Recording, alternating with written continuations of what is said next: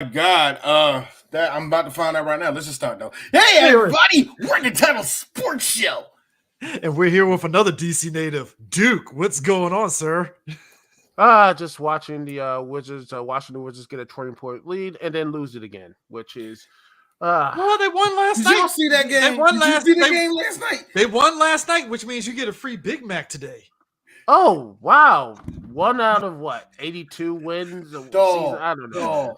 Let me tell you something. I wasn't preparing for a tank bowl in the early settings of a basketball set. We literally said we're waiting until Christmas, which we got 3 weeks left before we pull the trigger on what the Wizards are. And look, I still stand by. They're playing playoffs team from here on out.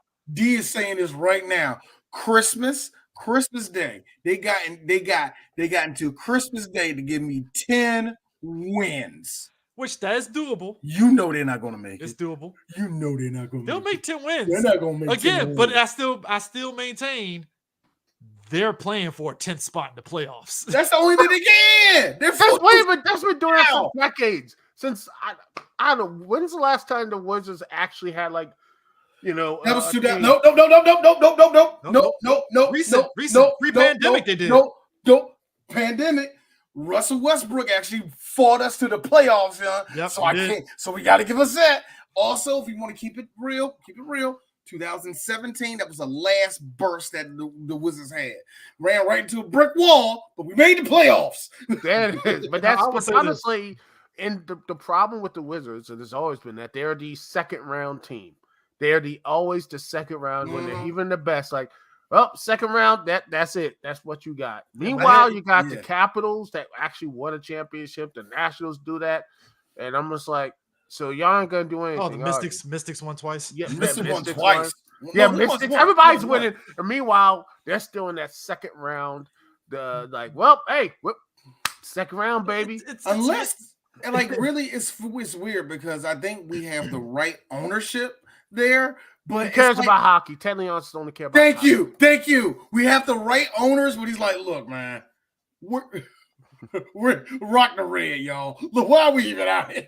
but Duke, I gotta ask you this. Out of all three of us, you're the Commanders fan. How you feeling right now?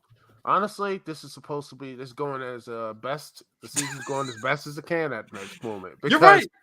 Honestly, people's like, "Oh, the new owners are gonna no." Calm down. I'm happy Dan Snyder is gone, and he's gonna stay away forever and ever. Hopefully, live and resting, resting or whatever. Or he just might do something stupid like buy AEW or WWE or whatever. Don't tempt him. Don't you put that evil on us as wrestling fans. You dare put that evil on us, man. Do you want that dude in the owner's box of an AEW Dynamite? Like, hey, there's Dan Snyder up in the box. I would never. Do you realize that Vince McMahon was contained when he had all those celebrities show up that one time? That one time we kept on having a celebrity guest. Could you imagine Daniel Snyder with all his connections to Hollywood, the Hollywood Illuminati, just showing up at AEW? Hey, look, it's Tom Cruise. Oh, gosh, no. The last movie star. Oh, jeez. But nope. But you know what? But, the Commanders, it's basically everyone, they're firing everybody to put Eric Bellamy as the coach. That's what's going to happen. Do you think that should happen? Honestly, yeah. I know it. And I gotta look and see the record of to see if they're in a good enough place to see if they can get like one of those draft picks or whatever. I mean, you ain't tank bowling it, but they're 4-8, so let's see. Not quite tank bowl, but they're going to be. I mean, they're not the Panthers, so Oh gosh, the Panthers. They don't have that pick. They gave it to the Bears. Now now while you still looking up, I got a good question for you when it comes to that. I said in the beginning of the show, I actually said last week, you probably heard me, that Ron Rivera was gone. I already said Ron Rivera's gone. They already fired fucking what's his face? Jack had a bit. How was Jack Del Rio still on?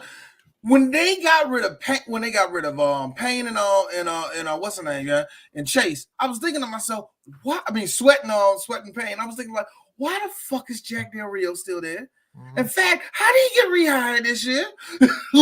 Because honestly, I think that was was that a new hire or old hire? Because if it was an old hire, I wouldn't beside Dan Snyder's like, hey, let's bring the band and or whatever together or whatever. That's what he is. I wouldn't be surprised like he could use it like say, hey, we could bring that Bounty Gate thing to our team or whatever. Shit, I wish that would have meant the rain. You know the sick part about this, Duke? Your team's 4-8. Sam Howell, this motherfucker, despite the team losing, they lost to Dallas. This dude is still he put up 300 fucking yards. 300 yards, bro. He's putting up good fantasy numbers. Like, don't get it twisted. And it's just like it's Chris Paul shooting the 3-pointer when they're down by 42. I was going to ask you that. How do you how you like that? How you love that, y'all? Chris, like, game's over. All of a sudden, Chris Paul turns into the ball fucking Reggie Miller. Like, why are you doing it now? Passing a whole game. My man, my man broke the record for the interceptions for Dallas, and then Sam Howell was like, "All right, it's go time, touchdown." I'm like, "You lost, dog. What we doing?" No, he ain't getting a touchdown. I'm looking at the joke. He ain't getting no touchdown against. He got them 300 yards and that's it. No. The tell me touchdown when was the second quarter. lies, My bad. No, you're not lying. You're not lying. You ran that shit in. You're not lying, man. Because look, Thanksgiving game that day, it was all division games. Mm-hmm. The one surprise that came out of it was Green Bay beat the dog shit out of Detroit. I did not see that shit coming. We were both wrong. And I'm going to say it. And I mean it. I said it actually at the beginning of the season, y'all. I said it.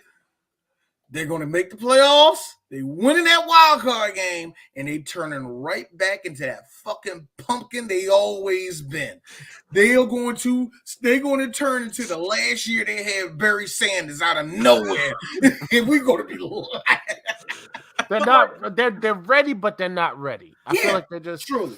They're just. I mean, Green Bay took their. It's like the first quarter. Green Bay stole their soul, and they never recovered. And I was like, "What the fuck is going on here?" Like, because they're the Green Bay is the older brother, and they have to really, be like, "Hey, we have to remind you where you are in life." This is the NFC North. We rule this. And they did my favorite line one of my favorite lines off The Simpsons. You will be needing this.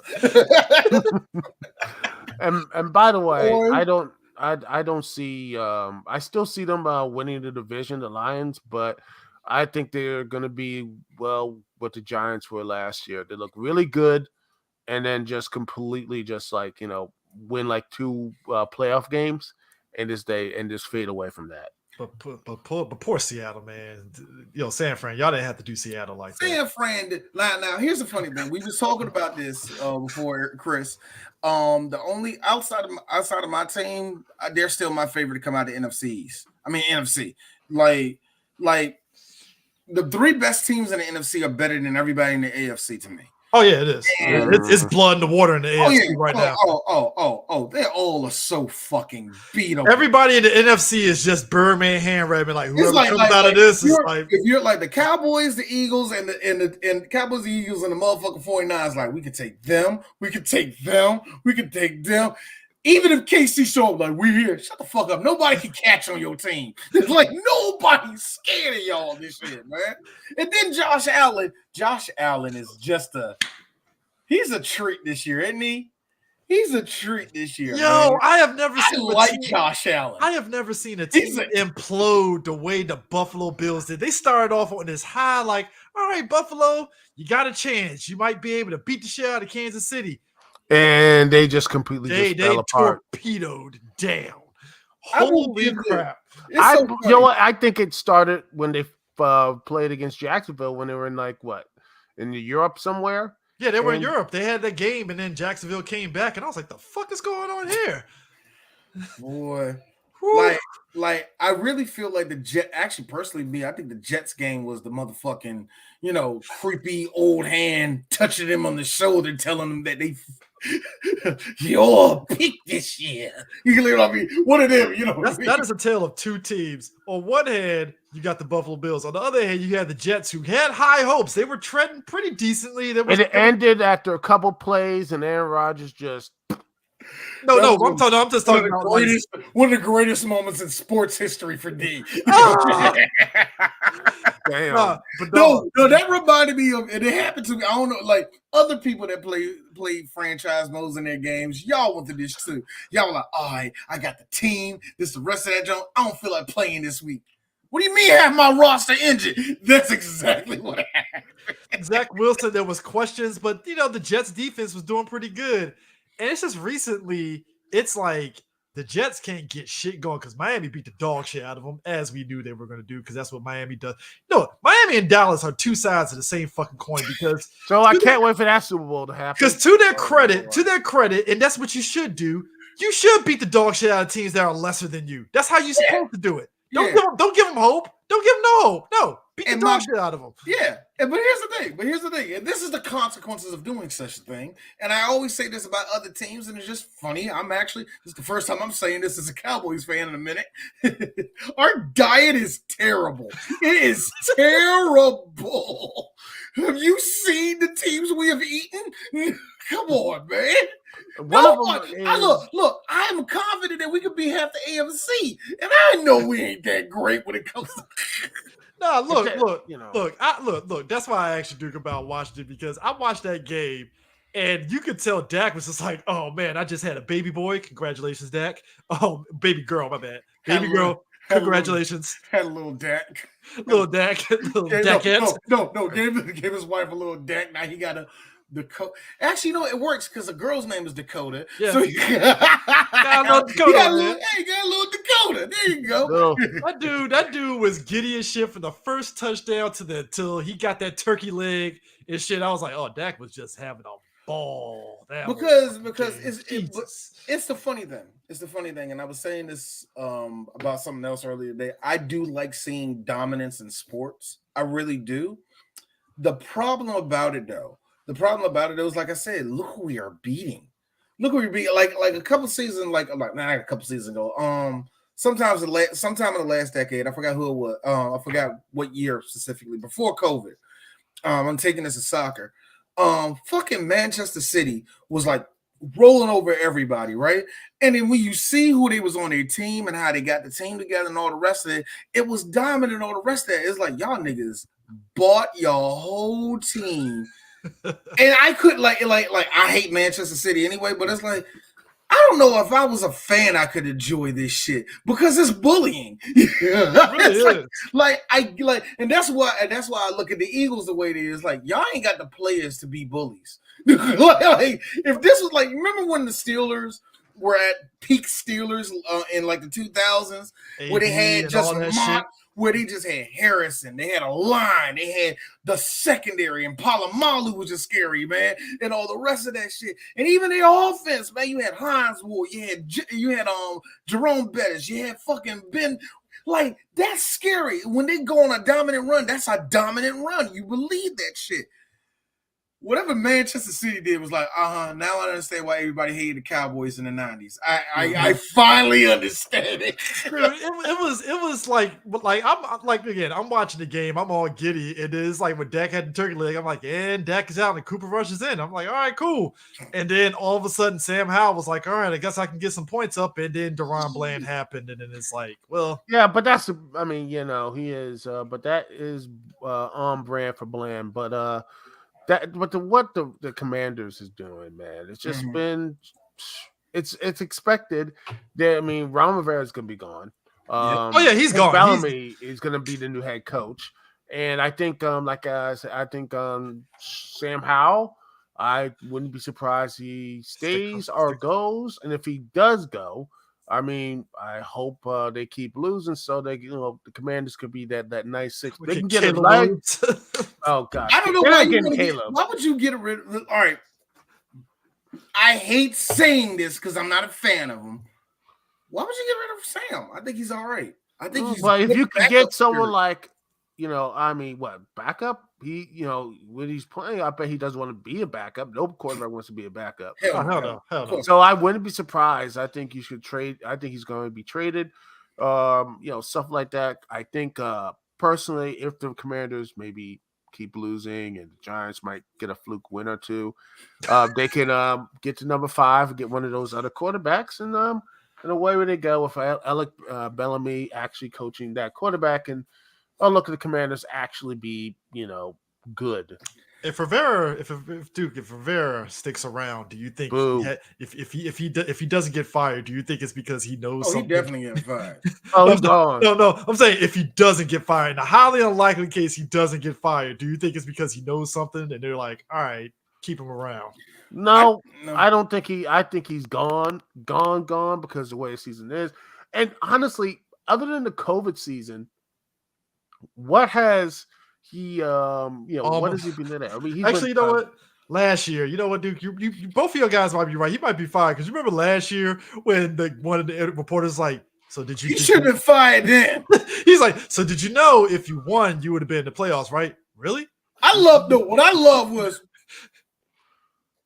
that can happen. I love how he stared. That's what he should have. You know what? You're right, D. He should have been fired then. Like somebody should have been like, you know what? Fire his ass right. You can tell Daniel Snyder. You can tell Daniel Snyder at that time was dealing with the feds. Because that would be a fire offense. Because here's the thing: if Daniel Snyder, if Snyder was not dealing with this shit, the next day you would have heard on fucking 106.7 breaking news: Ron Rivera fired. Dog. They would have been like that. Vince would have been like, "You're fired." If that was any other team, do you do that? Look, if you said that on Jerry Jones's dime, you'll see this. You see him walking up behind the coach. Okay, baby, I need you to log off right now. I need you. Yo, because that was the year D was like, Chris, don't do this. When I was hoping that all the NFC East teams were going in. We had 3 of them, and I was like, all right, Washington, let's win this game. Hey, Washington, what are you doing? What are you doing? You're supposed to win. Washington, what are you doing? Washington did a move like a 5-year-old would do, where they try to get they have their head down in church while they're praying, and they like do this little. You know what a 5-year-old does a game where they try to like put their heads as far down as possible, and all they did was punk. That's what it was. I was sitting there on Sunday, and I was like, "Hey, Washington, you're supposed to win this, right? You win, you get in. You're not going to win. What? Mm-hmm. No." Boy, they try. Look. All right, now I can say this. Now I would say, like, just us sitting where we are as sitting in Washington. Oh my God, y'all! Not like it's kind of funny that and I'm not going to say the whole fan base because Duke, you know this as well as I do. There's like this weird split of the Commanders fan base where it's like one that lives in reality and the other half lives in reality, but they just lie about everything. I find it funny this year that there was no big fanfare. It was just, oh my God, ding dong, the witch is dead. I was saying Daniel Snyder's gone. That's not surprising. Yeah, but then there was this secondary wave that I saw it too. I laughed because I was like, wait. Now you want to blow up the team? What? Did you see what y'all put on the field last? Now you want to do this? Look, no, you can't do it right now. You got Sam Howell last year. You can't do that. You got all these first round picks. What are you going? Oh, they traded them. Oh, okay. Well, I mean, that's what it is. They're blowing it up, and honestly, it needed to happen. The new ownership, which, funny enough, is I think the other guy owns the 76ers, so maybe they're going to do the same version of the process from the 76. So I can't wait for the Commanders to draft the NFL equivalent of Ben Simmons. That's going to be great. Y'all already got that. His name, you already had that. Albert Hainsworth? No, he just got traded off your team this year. That's sweat. Oh, fucking pain. Y'all already had Ben Simmons, Mr. Yeah, man. Not Payne. Chase.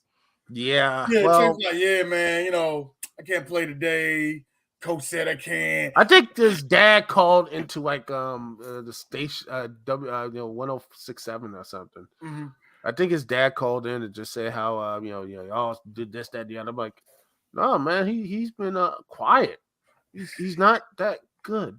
I don't know why everyone just. It's kind of funny. I like Sweat a lot better. I thought Sweat was Montez Sweat was actually worth he's what he with was. The good old Chicago Bears who snuck out a win last night, so good for him. Boy, oh gosh, that was a chaotic mess of a game on both ends. Long pointless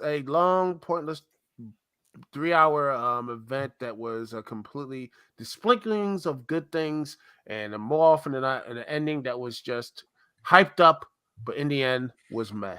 Was I talking about Monday Night Football, or was I talking about Monday Night Raw?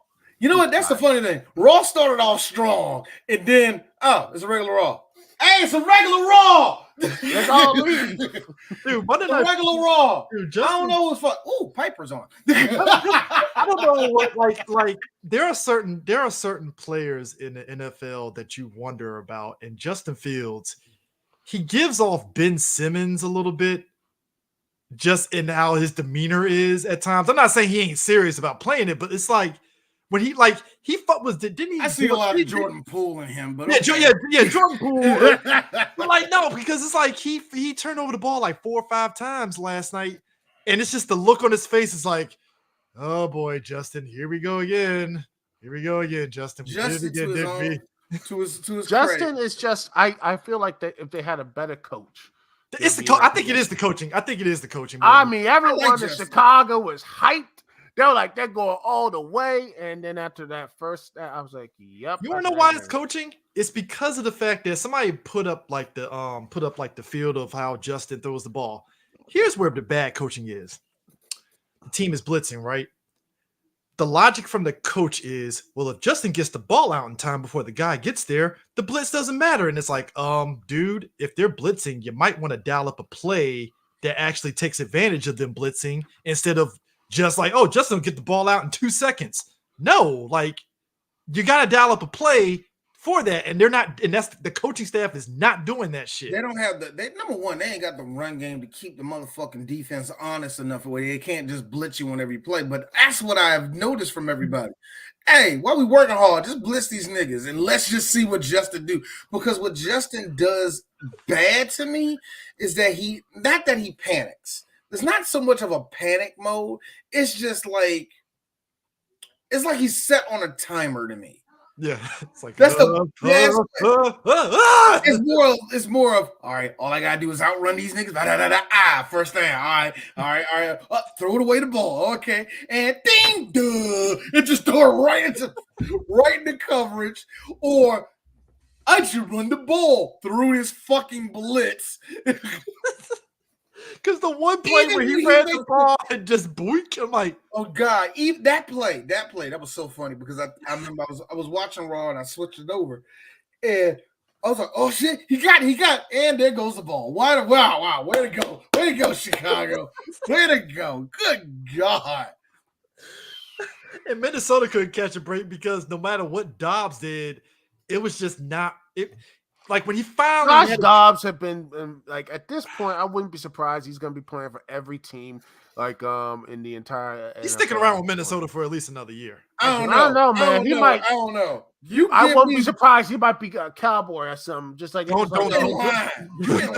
No, he's right because Chris, when you throw for 185 yards, 1 TD, and 4 of them, you throw away 4 of them.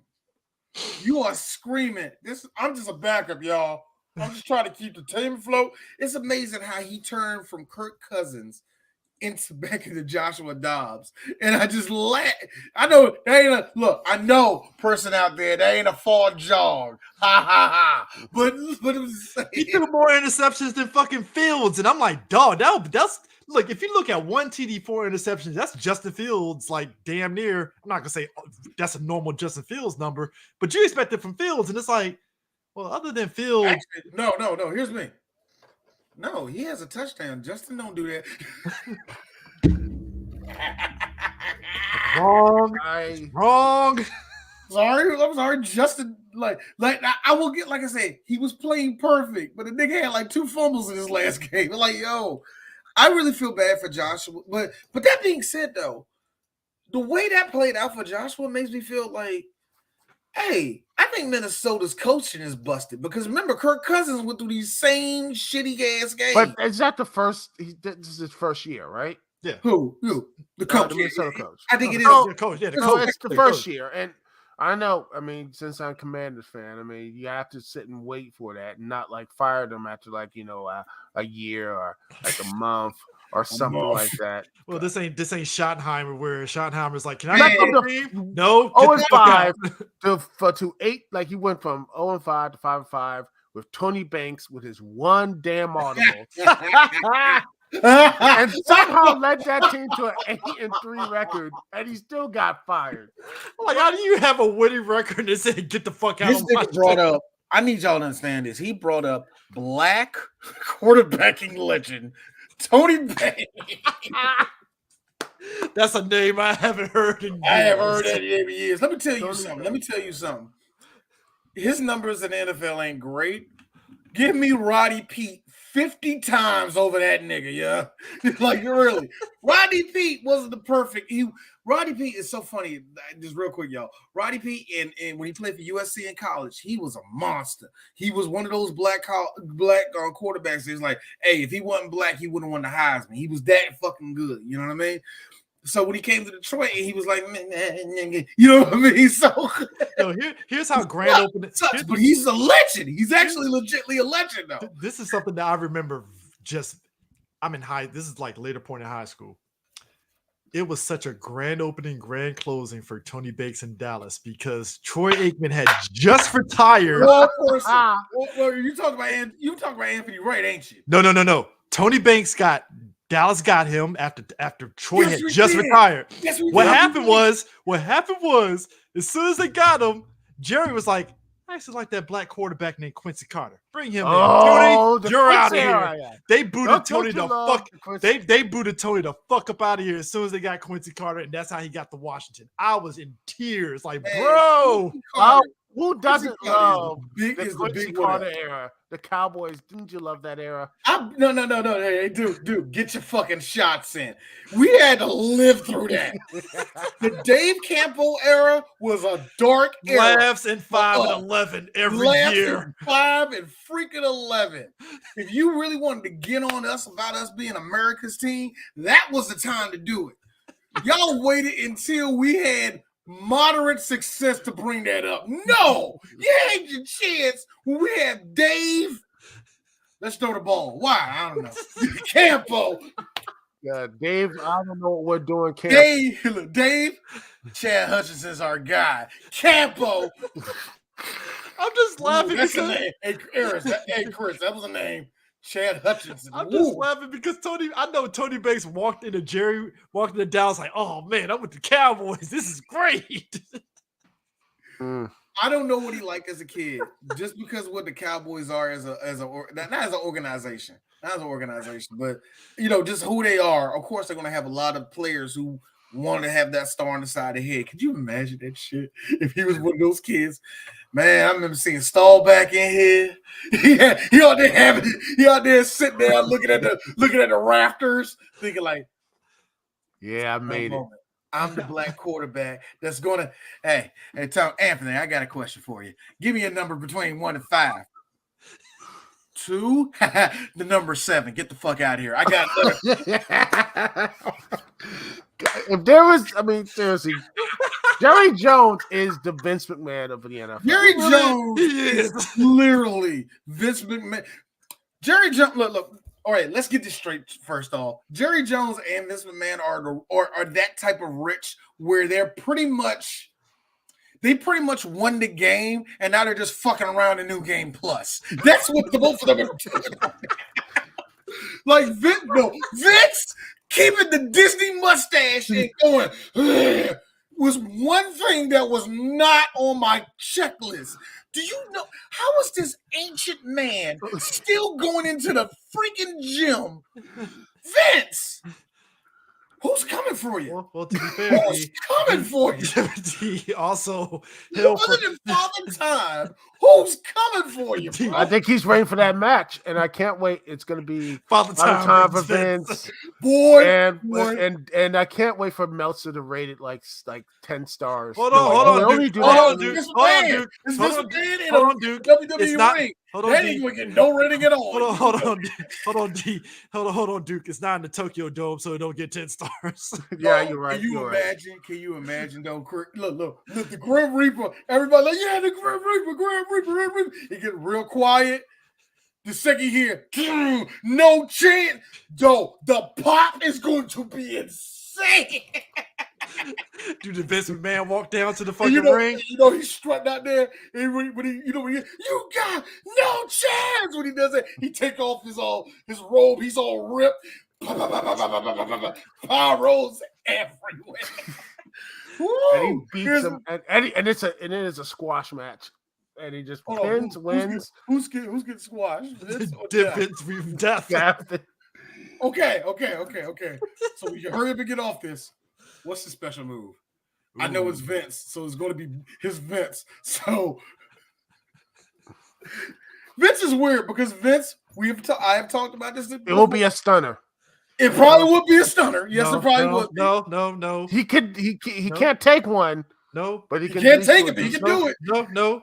Hogan leg drop and he tears his quads as he does it. No, he's not his son Shane. All right, so. I saw that like, geez Louise. Shane tearing his quad in that match was like, remember, Duke, I text you, why did you want this? Duke, who's only, look, Duke trolls WWE fans so well, but at the same time, I know what he's telling the truth. Like, Duke, why did you want this? I was like, it wasn't even a troll. Like, no, nigga, you seriously want this to happen? And Duke was like, because I knew it was going to happen. Yeah, I knew it. Speaking of, he was like, he was going to hurt himself. I told you he was going to hurt himself weeks ago. And hell has frozen over news. It's looking like Jerry Jones and Jimmy Johnson have made up because Jimmy Johnson's in the fucking ring of honor now. Oh shit. I went from real talk, and I hate saying this because I don't like really, because you know my behavior with the NFL, especially with Jerry Jones and all the rest of that. Yeah. I hate that I got choked up for 2.5 seconds because I saw him talking to him like, thank you, Jerry, thank you. Nigga, why the fuck was How did it take this long, damn it? I was so mad. I was happy, but I was like, I hate Jerry Jones so much. But then I was like, why? Nigga, they could have had this done decades ago. We could have had like 4 Super Bowls at least. No, I mean, look, I'm not even that person. I'm not even that person. No, I don't think you could have got 4 with Jerry. Look. This is the boat. This is where we at. It's gone. All right, that boat is sailing. Yeah, I know. That was never going to happen. But my thing is this. When we had freaking Bill Parcells there, and when we had Bill Parcells there, I was thinking like this is the perfect time to really boost the fan base up and all the rest of this and yada yada yada and all the woo woo woo. And I read on, it's bad when you read on DallasCowboys.com when you read about how Jerry Jones and Jimmy Johnson were still beefing with each other. This is right before Romo got on the field. So it was around that time, like 2006. And I was like, they're still beefing with each other. Mm-hmm. Yep, that beef, man. It was unnecessary. It was so unnecessary. It's basically Hart and McMahon all over again. He's like, yes, it is. Yes, it is. There's a connection in Vince and Jerry, and that's why NFL will never have Vince McMahon on it because they're like, we already deal with one of you. We already dealing with Jerry. We don't need your ass here. Imagine if he owned, for example, if he owned the Commanders, I would be in tears. I would Dan Snyder or Vince McMahon. I would say stabbed or being shot. Which is the best? Hey, I'm gonna say this, and you're gonna hate D for it. If Vince was running the Redskins, the toilets would still work. Yeah, the plumbing will still work. Period. At least the field won't kill anybody. Exactly. Right? I still am shocked that Jalen Hurts could have been just taken down permanently with those stupid little beams or whatever. I remember when that happened. I was like, damn, they really trying to take out Jalen Hurts in the damn. And thing. even you know what that fix was? What that fix was it? Duct tape. Yeah, they duct tape the shit out of that. Duct tape. My friend, I learned recently. My friend was was one of the people that got sewage dumped on him in the middle of the game. He said it was behind them, but it was like, is it rain? Yo, what the fuck? Bro, like that the stadium. Look, here's the pitiful thing about the pitiful thing about FedEx Stadium is, number one, it's still one of the biggest outdoor stadiums in the NFL. So I would think in that regard, you would want to keep it up. You know what I mean? You want to actually keep that prestige. Like that, y'all can fit 95,000 people in FedEx. FedEx don't look that big, but it's big. It is. Beyonce just had a concert there. Yeah. Hopefully she didn't suffer like a torn ACL being on that field. Nigga. Right? Yo, who was it when when Real Madrid was over here playing, like, I forgot what it was, an exhibition game, but they sold that shit out. It was like 85,000 plus. Like, they have all these fans, and you would think you would have care on it. You know what Daniel Snyder did the last 20 years with that stadium? He stood in the middle of the field and he just started jacking off. That's all he did. And it's only now that they just started, like, all right, we got to really fix up this stadium. And hey, man, Magic Johnson's here. Let's get some new toilet covers on these toilets. But anyways, also, this is another thing. I'm sorry, Duke, I cut you off like that, but think about that. The Redskins, almost every other year, if they're not in the top 3, they're in the top 5 revenue-wise, not just in the NFL, but in all of sports. And you mean to tell me, in the words of Steve Harvey, not a doorknob has been put on his place? Like, yo. Yes. I hope they go to RFK, back to RFK. I don't. And just for the sake of the hood, no. Just for the sake of the hood, no. I mean, they are. Look, we already talked about this a couple of episodes. They can't go back. It's worse than FedEx. No. But we already talked. But the film might be better. The film might be better. We talked about this a couple of some episodes back, where basically Washington is pretty much stuck in Landover for a while because of the way the money issue is in DC at the moment.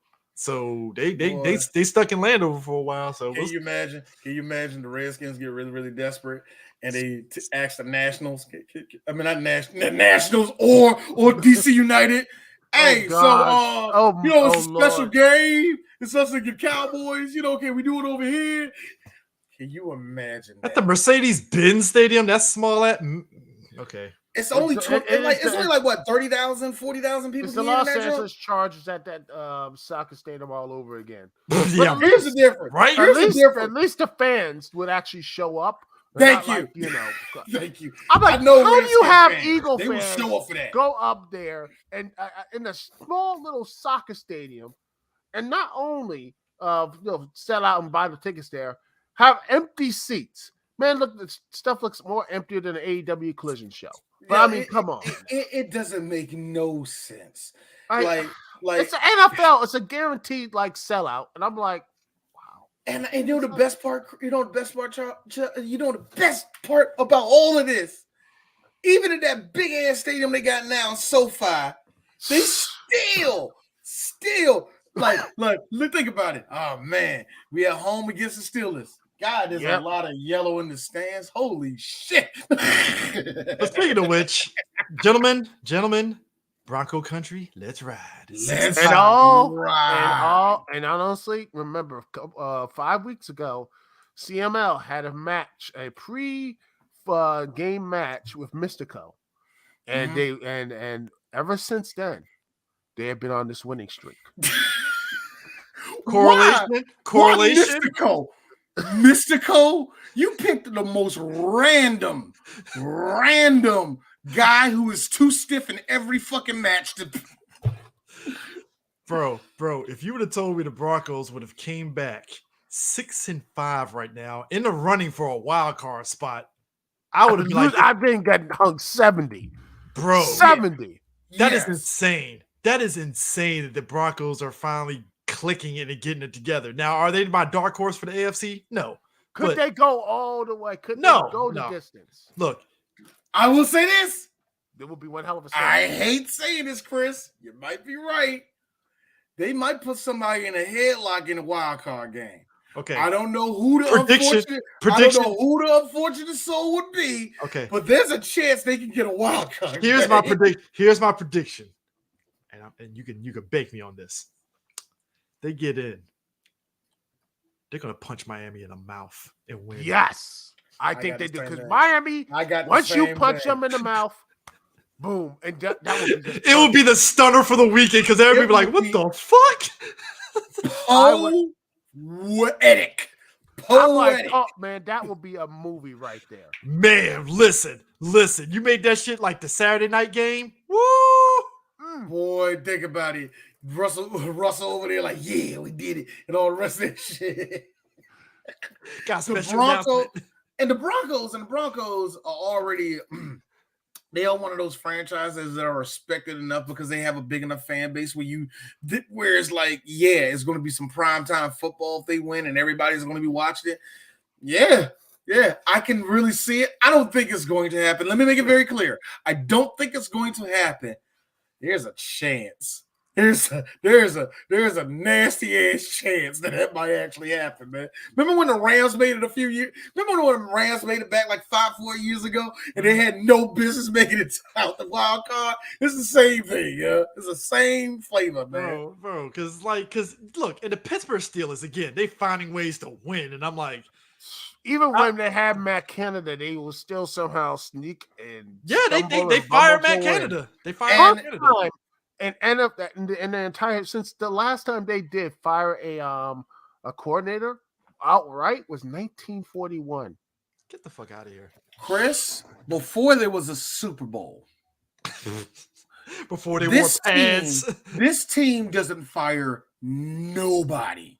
They don't. You have to lose your job here. You know what I mean?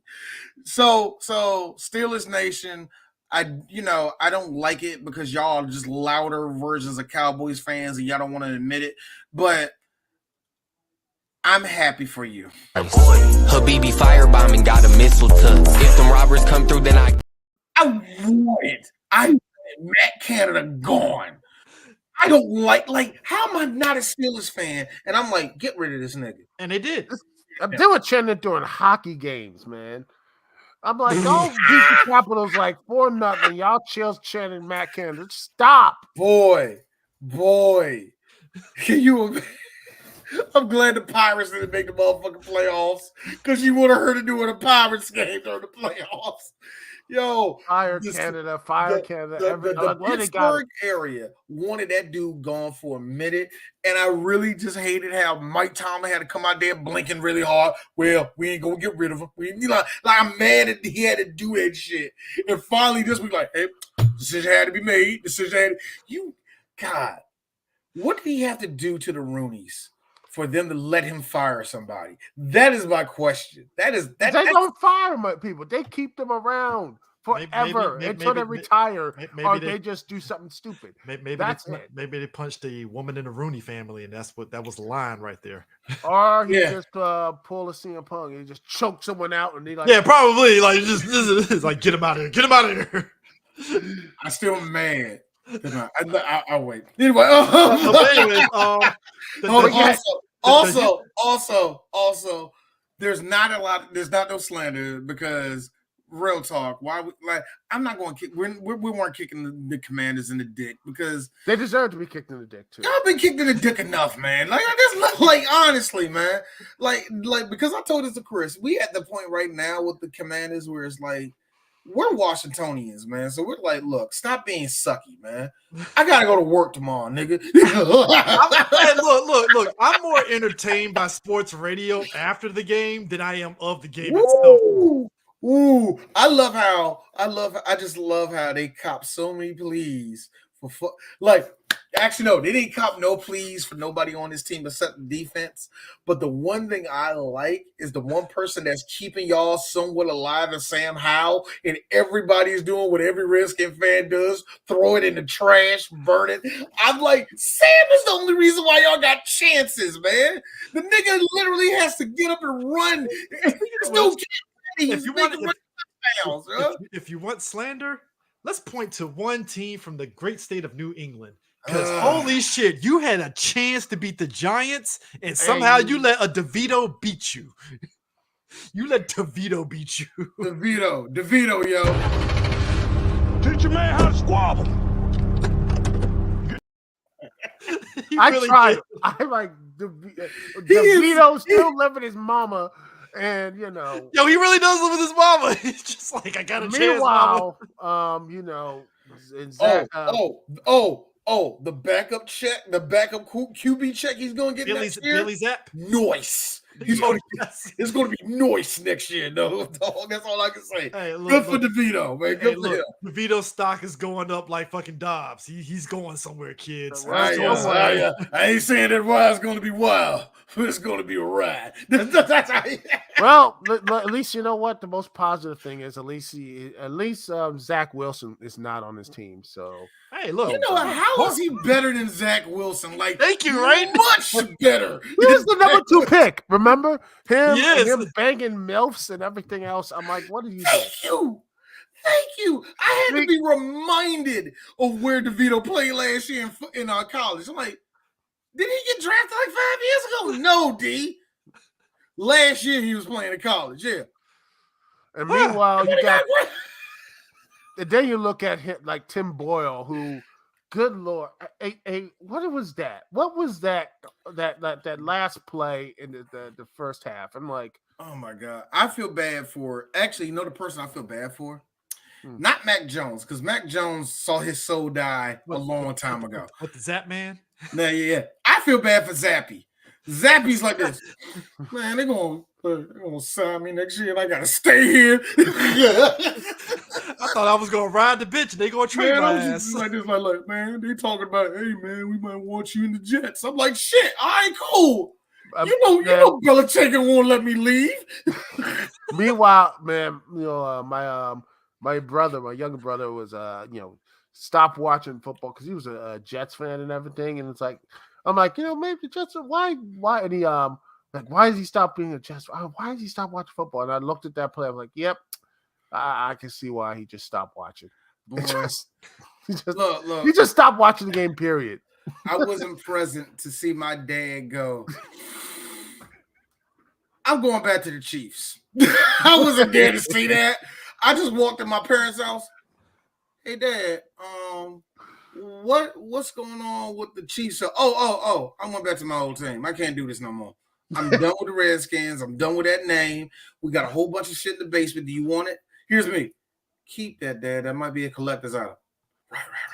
Yeah, and I'm like, what? You got a few Redskin stuff in my folks' house. It's like, yeah, keep that shit. Keep that shit. Not to make it safe, but yeah, it's just, it's just, I don't get this, man. I don't get how that is, man. It's just like the Jets are just one of the worst teams in probably the NFL. They won that one championship in Super Bowl III, and they have basically been a cursed franchise ever since. They get these highs of like, all right, we're doing good, and then they kneecap themselves somehow, and it's like, well, the ride's over, guys. We're done. Hey guys, we're trying our best. Yeah, they have who was the quarterback who did the butt fumble? Mark Sanchez. Mark Sanchez led them to 2 AFC Championship games, and then next year, the circus ride that he gave everybody. Like, it's funny because more so what's wrong with fucking Mark Sanchez was you just saw a good quarterback wilt away. Yeah, that's all. It might have been Rex Ryan's whole the way his whole team was set up. I doubt that. It may have been just that, his play caught up to him. He was never that good, and everybody says the defense is so nice. So it was probably few things that went bad. But the second he left the Jets, he was he really is shit. So it was just to see the de-evolution of Mark Sanchez. I think that was just fun for a lot of people, man. For all the wrong reasons. Which, so how is it, Saints, that the quarterback that you're facing against threw 2 interceptions and y'all still couldn't get a win? Oh, brother, this guy stinks! Desmond Riddler had 108. Riddle me this. How did you lose against the Falcons and such? 168 yards, 1 TD, 2 interceptions to Derek Carr's 304 yards, 1 interception, and you lose. It's called Bijan Robinson, number one. But more importantly, you're right. More importantly, I really think the Saints are. First off, I like the helmets, the little gold all over there. I actually kind of like that one. I always like the gold and the black that they rock with little different variations. I always like that shit, especially when I played it. Especially back in the day when Madden was good and you used to do that shit. You used to like really alternate their colors like that. I used to love that shit. But I really feel like the Saints are they were. It's like they're going to be in permanent rebuilding mode for the next 7 years. Bro. This team is not bad, but oh my God, they're middle of the road. They're so uninspired to me, man. You lose to the Falcons, who are just middling to, barely holding on. I mean, and you know what? Someone has to win the South, man. Somebody have to win the South. How is it the NFC South is in shambles that this guy here? Hold on, let me bring him up. Where is it at? This guy.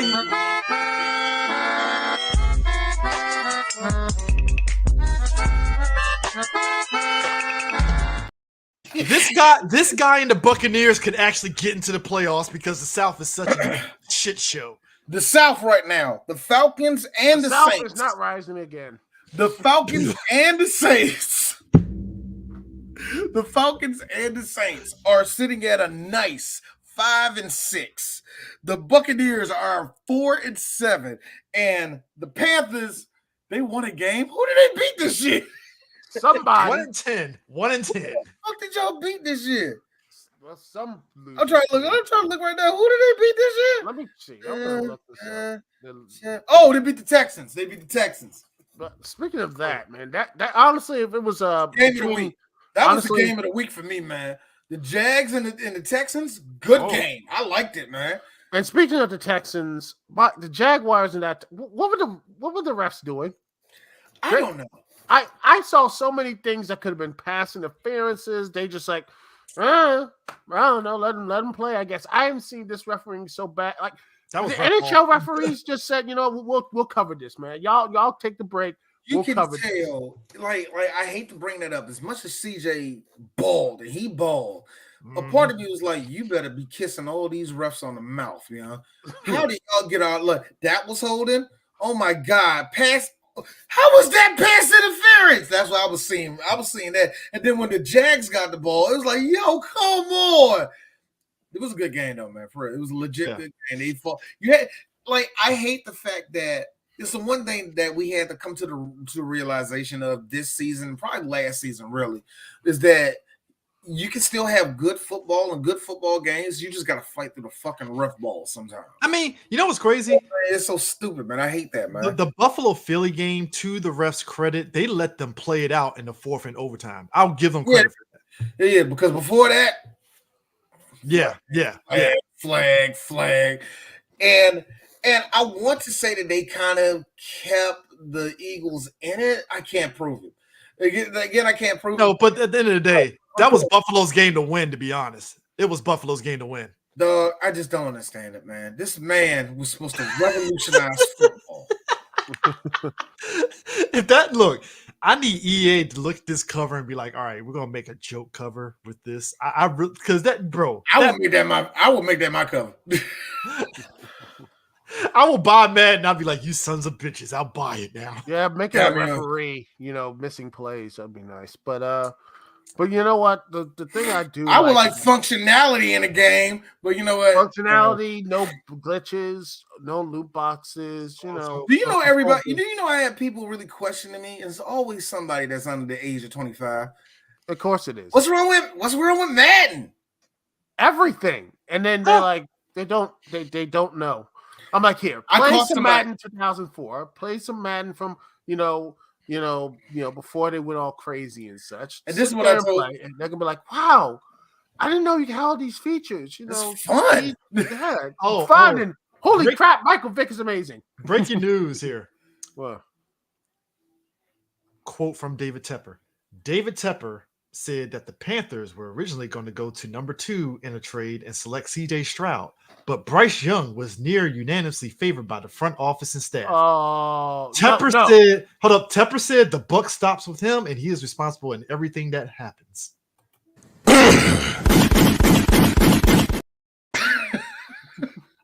You know what? I'm going to say this: C.J. Stroud did it to themselves. Did it to themselves, man. Let's be real. There is no quarterback right now playing past or present can deal with that offensive line. Now here's the thing. You think Jalen Hurts would do something? You think Dak Prescott could do something? Fuck no. Dude, I said last week, Bryce Young, every time he snapped the ball, he was scared shitless because fucking Parsons was coming at his ass. Like, come on, boy. Bro. I'm like, y'all playing a sorry team, man. And you still getting dragged, man. Hey, Bryce, you ready for the third quarter? I can't take this shit no more, man. But you know what? Poor Bryce, man. He is gonna be like, I'm surprised he just like, he's in the same position as Justin Fields. It's the coaching. They're putting him in a shitty position. They need to get some offensive line help. And, that's by the way. You know what? It reminds me. Frank Wright. I'm sorry. Frank Wright lasting as long as he did this season. Woo. Like amazing to me. But yeah, I thought he was gone. I thought he was gone. I thought he would have been gone like week 6, young. Holy shit. But you know what? I'm gonna say, it reminds me like, you saw Trevor Lawrence going through his stuff with who's that the coach that he was Urban Meyer and such. He got rid of them, and then next he showed power. I was going to say sports bar daddy, but thank you. Yeah, I'm sorry. Look, the saga of 3 weeks of me and D talking about Urban Meyer shenanigans, we were in tears every week. There was a news story. I told y'all he was in trouble when he went on that trip and he got back. And he's sitting there talking to the team about, I'm sorry, that was an embarrassment. It ain't going to happen again, yada, yada, yada. Woo. And he left. And as soon as he left the room, closed the door, they laughed. How embarrassing did it have to be as a coach? You're walking down the hall and you can hear these grown-ass men in the other room cackling. I knew it was over for him when he cameoed in I think was it in that that AEW match with I was like, this is not going to work out. But you know what? I'm going to say this though. Trevor Lawrence looks good. Stadium Stampede. But Trevor Lawrence continues to impress, and people are still going to doubt him or anything else, which is a shame because when he is on, he's probably one of the best quarterbacks in the league. Hey, look, Duke. Now everybody is seeing what I have seen for the last couple of years. I'm sorry, I didn't mean to. I like when he came out of Clemson, I was like, just be whatever. After that rookie season, I was like, he hit. No, he ain't. I know he hit. That's the one. He's the one. You just went through a rough ass season. I seen the way you played. I ain't saying that you're like Peyton Manning, but Peyton Manning had to do the same bullshit. So you roughed that shit, nigga. You got it. You got it. You're the one. So, gents, looks like the Diamond Dogs. I think their coach is gone. Brandon Staley? I thought he. That man should have been gone. No. I'm thinking he's going to stay around one more year. You think so? They're gonna be like, you know what? We're gonna stick with him. We can't lead the ship without our captain. That man, even though he basically screwed us in that playoff game, which I am still shocked by that. By the way, I'm like, he should have been fired. In fact, he should have not. He shouldn't have got. No, you know what? He shouldn't have gotten the team plane or whatever. He shouldn't have gotten on that. He should have rode on Spirit. Every time. The worst thing out there, and say, you know what? And then walk back to California because, like, you know what? No. I was gonna say no. Tell him to go on the train. Nobody goes on trains. No, here's my thing. Every time he gets on that podium in front of the reporters, it's like he's staring down a barrel of a gun. He should be. He's gone. He is the worst person there. Ravens. My dumb ass sat there and said that the Ravens were going to dirt themselves in that game and the Chargers were going to win. I told you. Ravens made me look like a fool because the Ravens actually won a fucking game for once and didn't play to their fucking opponent's level for fucking and once. The Chargers just at what point do you just look at the Chargers and think there might be? You're talking about cursed franchises. I mean, what is the AFC and cursed franchises, man? You know what's funny because I know they did. I mean, Justin Herbert throws this good spiral, and they might have a chance to beat Green Bay, and then he just you might be right, dude. Because if he's gone after, if he does look, you're saying he might be another year. Cool. Kellen Moore is already Birdman hand rubbing like. Oh yeah, but I will go this far though. I think Kellen Moore. The only way Kellen. First off, let me get this out of the way. Duke to you about Staley. Does that sound like something you want? Yes. Well, let me tell you, you'll never get it. Get that out the way. He's gone. But more importantly, I don't know if Kellen Moore stays because he's been helping the offense a lot. Follow me here. I think he will get hired somewhere else. Still being an OC. I don't think he's ready to be a head coach yet. He's nowhere near ready for that. But if I'm Kellen Moore, I'm looking at Buffalo. Hey, man, I can help out Josh Line, but I can help out Josh. Get the fuck out of – get me out of Los Angeles now. I'm him. Get me out of LA, man. Just period. Because I don't know what that being said, though, there's still a good team there. Yeah. How is there still a good team right there in the Chargers? I couldn't tell you. But it really, like you said, it's a cursed franchise. It feels like it's legit cursed at this point. Well, and like all curses, it's got to be raised after a while and all the rest of that. Like the Cowboys curse. We're caught on it. It ain't leaving until fucking Jerry dies, all right? Well, it's patched up because him and Jimmy made up. So it's like, all right. Well, you know what? You're right. You're the football gods are like, this pleases us, Jerry. Thank God. And the Ravens who just, I don't know what is the Ravens deal, man. Who are they?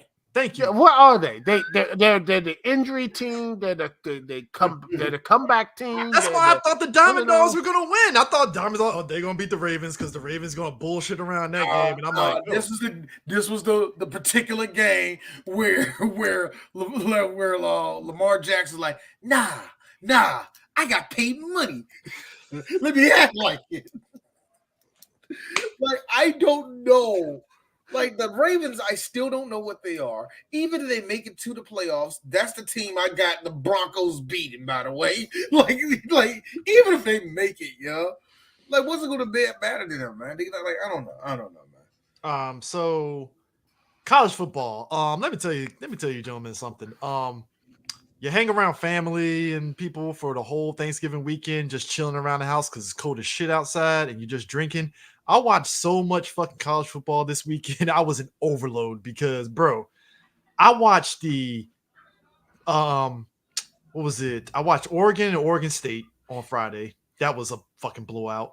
Mm-hmm. Texas and Texas Tech was a fucking blowout because me and my girlfriend's stepdad, we were watching the game, and I think it was TCU Oklahoma. It was decent for the first half, and the second half, Oklahoma ended up blowing it out.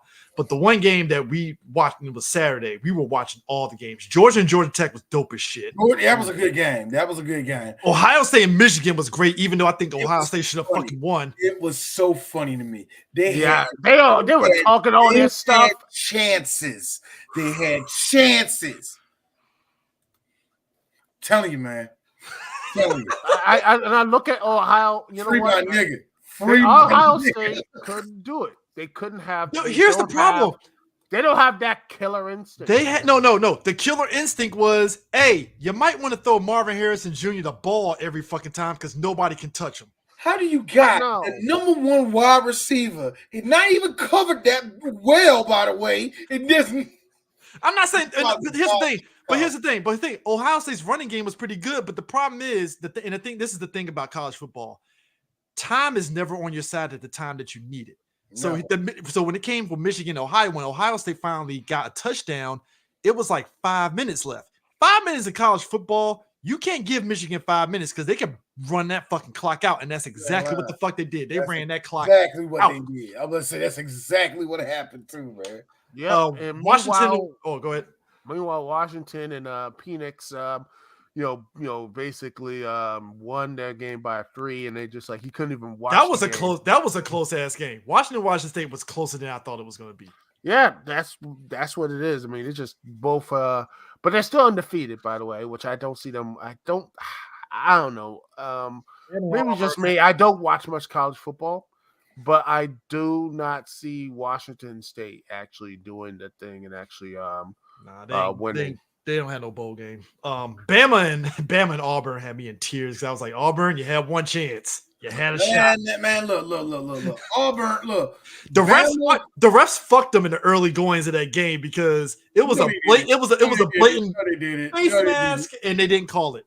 No, they did it. I didn't see it. Oh, shit, you shut your face, sir. Crimson Tide Nation didn't see it, and Dwayne didn't see it either. Okay. Quit your fucking filthy lying. The Iron Bowl goes to the. What's it? I like looking at the Iron Bowl, man. I like looking at the Iron Bowl, and I like looking at LSU versus Auburn. I always love those two games, man. Those are the only two Auburn games I'll watch. But this year was like, y'all,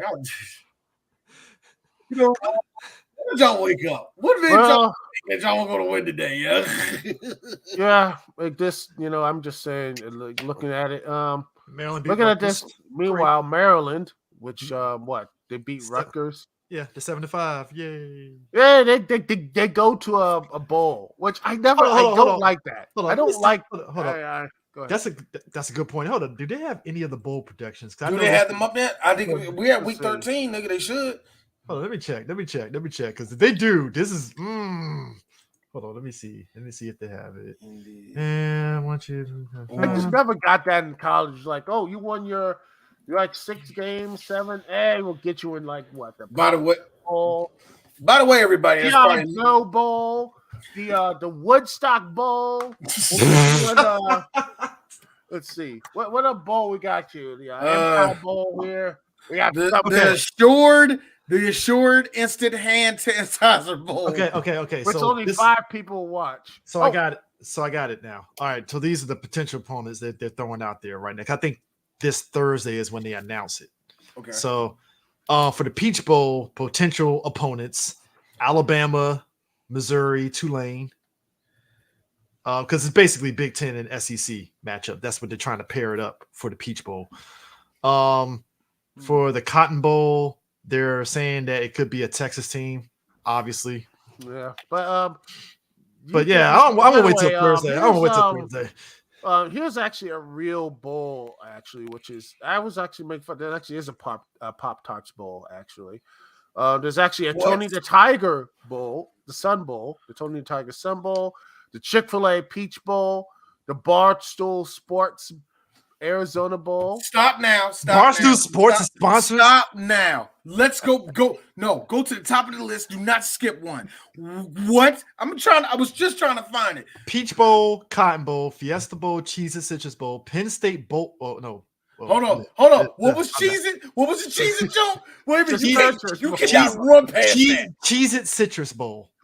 So the Citrus Bowl now is the cheese. Okay, I want everybody to understand that, y'all. The Citrus Bowl is brought to you by Cheez-Its. Citrus Cheez-Its. These are two different food groups. Oh, hold up. I think they might have the projections already. Okay. Oh, and no. Never mind. I'll just name off the bowl. So Myrtle Beach. got Bowl. Cricket. We have the Cricket Bowl. By the Cricket Bowl, the Myrtle Beach Bowl. The Cricket Bowl is the HBCU one because that's the one that Howard's in. Howard's in that one. That's all right, Cricket Celebration Bowl. Chris. I had to explain to my dad. We're waiting to see who wins the SWAC conference right now. More likely it's going to be from FAMU. We already talked about that. So Howard versus FAMU. But Howard already won it. And my dad asked me, like, yeah. Don't they get in the bowl game? Like, yeah, they do. What's the name of it? My dad, you know the name of it? I'm like, here's me. I'm like, Nigger Bowl. My dad, like, what? Nigger Bowl, Dad. What? Me and my friend Chris call it the Nigger Bowl. My dad just fell. All right, so you have the Myrtle Beach Bowl. We're like the Nigger Bowl, brought to you by Dudley's Hair Cream. Dudley's. Hey, I said Murray's last year. I was like Murray's. Real talk. It's cricket, so we should be happy. Yeah. But D's insulted. I'm sorry. It's black people. Could you T-Mobile? That's what I'm saying. It's black people. You don't say T-Mobile. Hey, we're past cricket. It's like this. Like why? Like somebody's probably asking why T-Mobile? Because that's where all the Sprint customers. So you got so Myrtle Beach Bowl, New Orleans Bowl, Cure Bowl, New Mexico Bowl, LA Bowl, Independence Bowl, famous Toastery Bowl, Frisco Bowl, Boca Raton Bowl, Gasparilla Bowl, Camellia Bowl, Birmingham Bowl, Armed Forces Bowl, Idaho Potato Bowl, 68 Ventures Bowl, the fuck? Las Vegas Bowl, Hawaii Bowl, Quick Lane Bowl, First Responders, Guaranteed Rate Bowl. Wait. Stop. Back it up. First Responders? Who was the sponsor of that? Let me look that up right now. ServPro. The fuck? Yes, he is. ServPro First Responders Bowl. Cool.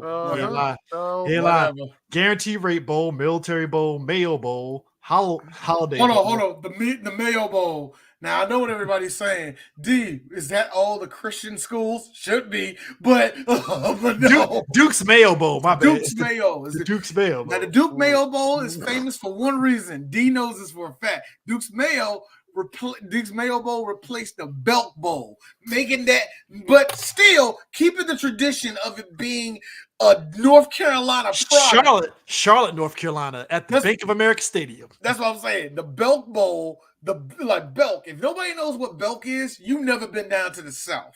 All right, so they got replaced with Duke's Mayo. I don't know, man. Here's the thing. Here's the crazy part. I'm going to be in Charlotte. I'm going to be in Charlotte that week. I might see if I can get tickets to that's the Carolina Bowl. That's the Carolina Bowl. I need to go to that. So you got the Holiday Bowl, Texas Bowl, Fenway Bowl, Pinstripe Bowl, Pop-Tarts Bowl. Get the fuck out of here. Pop-Tarts is sponsored. Pop-Tarts. What did that replace? Is it just Pop-Tarts? Is it just Pop-Tarts? Can you imagine it? Can you imagine it when they get the little trophy? There's nothing but Pop-Tarts inside of the damn trophy bowl. Can you imagine that? So the Pop-Tarts Bowl is the bowl is operated by the Florida Citrus Sports. It was formerly the Cheez-It Bowl. See, Cheez-It evolved. They evolved. Yeah, it used to be the Cheez Bowl. Now it's the Pop-Tart Bowl. Wow. Yeah. Cheez is like, we got our sponsorship on something better. Okay. Alamo Bowl, Gator Bowl, Sun Bowl, Liberty Bowl, Music City Bowl, Arizona Bowl, Relia Quest Bowl. Oh, that's still a bowl game? Yeah. But here's something a little bit awkward. The Bad Boy Mowers Pinstripe Bowl. Dude, that is the Bad Boy Motors. The Bad Boy Motors bowl game. Now, here's it. The Bad Boy Mowers. I have yet to drive on one. They say it's pretty fucking cool. It's pretty fucking good. It's like being on a John Deere if it had a Hemi engine. That's what I heard. I don't know if that's true. Great. Good thing. But the name right now is a pretty bad boy, which is not Bad boy. That is insane, man. The fact I got that Duke. I caught that Duke. I'm still just baffled. Pop-Tarts is like, we want to sponsor a bowl this year. Like, that just confounds me. It's like, huh. Hey, it's no different from the Cheez-It Bowl for the famous Idaho Potato Bowl. Now, the famous Idaho Potato Bowl, I am guarantee you, and I don't want nobody to look it up, but I guarantee you the Idaho government, the Office of Commerce in Idaho is like, that is a big time for us in the state. Just so happens that the potatoes things are on there. So, anyways, so here's the thing. As we're moving away from college football, wrestling. Oh man! A certain Survivor Series happened. Great pay-per-view, by the way. Loved it. Only 5 matches. It was nice, but it was great. It was great. Now, real quick, and I don't want us to linger too hard on them. But the girls match, I thought the girls match was fine. I would say that was my favorite. It was better than the men. Let's get that out the way. It was better than the men. Even though they really did mess up the whole, which group came out first. Yeah, they did. I never like when the babyface come out first because it make the villain / heel team look like. Because they came out in them kabuki masks. I'm like, damn, man, that's some fire ass shit. And then, like, come on, man, like, yeah, it's like you buried the lead a little bit. It's like, damn it. I will say this: the only thing D has to say about that match. I liked everything. I see Charlotte go up there. Charlotte goes for the joke, and she splashes on everybody. And here's me. Y'all know me. Charlotte, you ain't touched one motherfucker. You landed dead on your feet, and everybody just, And that's the reason why Cody... So much. That's the reason why Cody didn't do his moonsault. Cody's moonsault never. And also, he didn't want to break his foot again. The only time I ever see that thing connect is when he was wrestling Goldust. When him and Goldust had that big match, that first big match at AEW. Mm-hmm. That was the only time I ever see that motherfucking moonsault connect. That was the only one, man. Wardlow had to just go catch him and such, and it still broke his foot. I'm like, dog. Speaking of which. Warlow, I know you're not doing that. Yo, it's like he was supposed to be Batista. Let me be honest. I'm gonna say something. I love Warlow. Everything else, but I feel like he's like the big strong dude who can do all this stuff. But like him and Brian Cage, I feel like they look big and strong. But they just like this marathon when they were kids, all WCW cruiserweight matches. Yeah, they just said all that. I could do it. Like, no, man, you're big. Like, screw you. I'm gonna do it anyway. See, that's one thing when you see the Creed brothers do it. It's like, oh my god, physical. That's like when you see the Creeds do it. It's like, I get where you're coming. That's more of a collegiate backflip they do and shit like that. You get it with them. When you see Brian and Warlow do it. Hey, yo, I'm going to need y'all both to log off. Y'all don't have to do that shit. You're not in Mexico right now. You're not in Mexico, Brian. Stop it. You're not in Mexico. Just slam people and you're a monster. You shouldn't do this stuff. Brian, Brian. I like him. I like him. I don't like Brian Cage. Brian Cage's fucking time came and went, and somehow still didn't go to WWE. And he's still like this. You see this, guys? Vince is scared of this. Vince didn't know you. Like, what are you? But to be fair, if Vince saw him, Vince would have been like, I guarantee you. Because Vince has seen so many muscle heads come and go out of his own company. So what happened to that guy like down there? The one guy that looked like Wolverine. Yeah, that's unfortunate. All right, see you. That's all. That was it. No. Vince is a Marvel fan. The guy that looks like Logan. Wolverine. That guy. Wolverine. Come on. Pick up a comic. I just imagine a Hunter be like, Vince, I don't know what this is. You better read that shit or you're going to get fired. Like, pop, red. And then he'll say, I'm not no fucking nerd. I do things. I do things. Look at this muscle. Touch it. I touch women too, inappropriately. Yeah, manly things. I get God, she is so. I got people. Man. You know, I get you. You know, you used to get people killed, right? You know, you used to get people killed, right? The 80s was wild, man.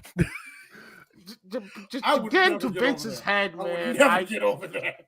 Vince, man, getting inside that man's head would just be a horrifying experience. You know what I hated? You know, real quick, Duke, I hated to say this, but since we bring that up, I hate this one thing. And I was telling this to my sister. My sister, she tripped up and she actually started watching The Dark Side of Wrestling, right? And I told her what episodes to watch. And the only reason why she watched it because it was the Owen Hart one. And my sister, you know, she ain't been wrestling in years, but she still remember Bret Hart. She don't remember Owen, which is bullshit. We played WWF Raw all the time, but we're not going there. But still, she was like, oh, I want to see more of it. I'm like, the only reason I didn't want, it's like I didn't like the episode. Why? I'm like, all right, put it to you this way. What you saw was a documentary. What I saw was the Young Bucks going, I can't believe Vince would do a thing like get the fuck. Y'all weren't even there. Exactly. It pissed me off so bad. Every time I see an AEW wrestler going, well, that would never happen nowadays. Like, shut up. Shut up. Oh, yeah, they would. Shut up. I just so much. Yeah, I do. I mean, too. Ooh, but you that know what? It did get the Owen Hart Classic, which has been fun. And speaking look, of, I will give this. The Owen Hart Classic is a lot. It's still as slimy if WWE did it, but I'm glad y'all doing it instead of WWE because if it was WWE, you really, already know what I'm talking about. You really want Bret Hart? You really want Bret Hart to stare in 4 out of 10? Like, come on, you really want that? You want that? I don't want that. And the ladies' matches would be on like 2 minutes long, and no one would care. Yo, I think with like I said, if WWE did it, it would be more pomp and circumstance, and that's what I'm saying. That's just like, come on, get the fuck out the way with that shit. But I would give it to AEW. You're probably the best one to do it, but here's me.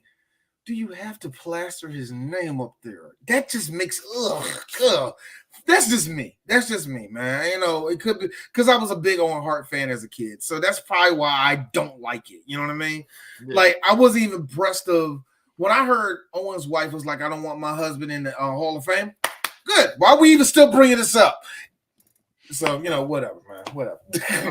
I would say the highlight of Survivor Series, man, R-Truth. I'm like, that man is a fucking national treasure every single goddamn time he comes on screen. Did you see what he did the next night? This motherfucker showed up on Raw, how Jenny Rose is there like, yeah, I'm ready to get, I want to be your partner for Survivor Series.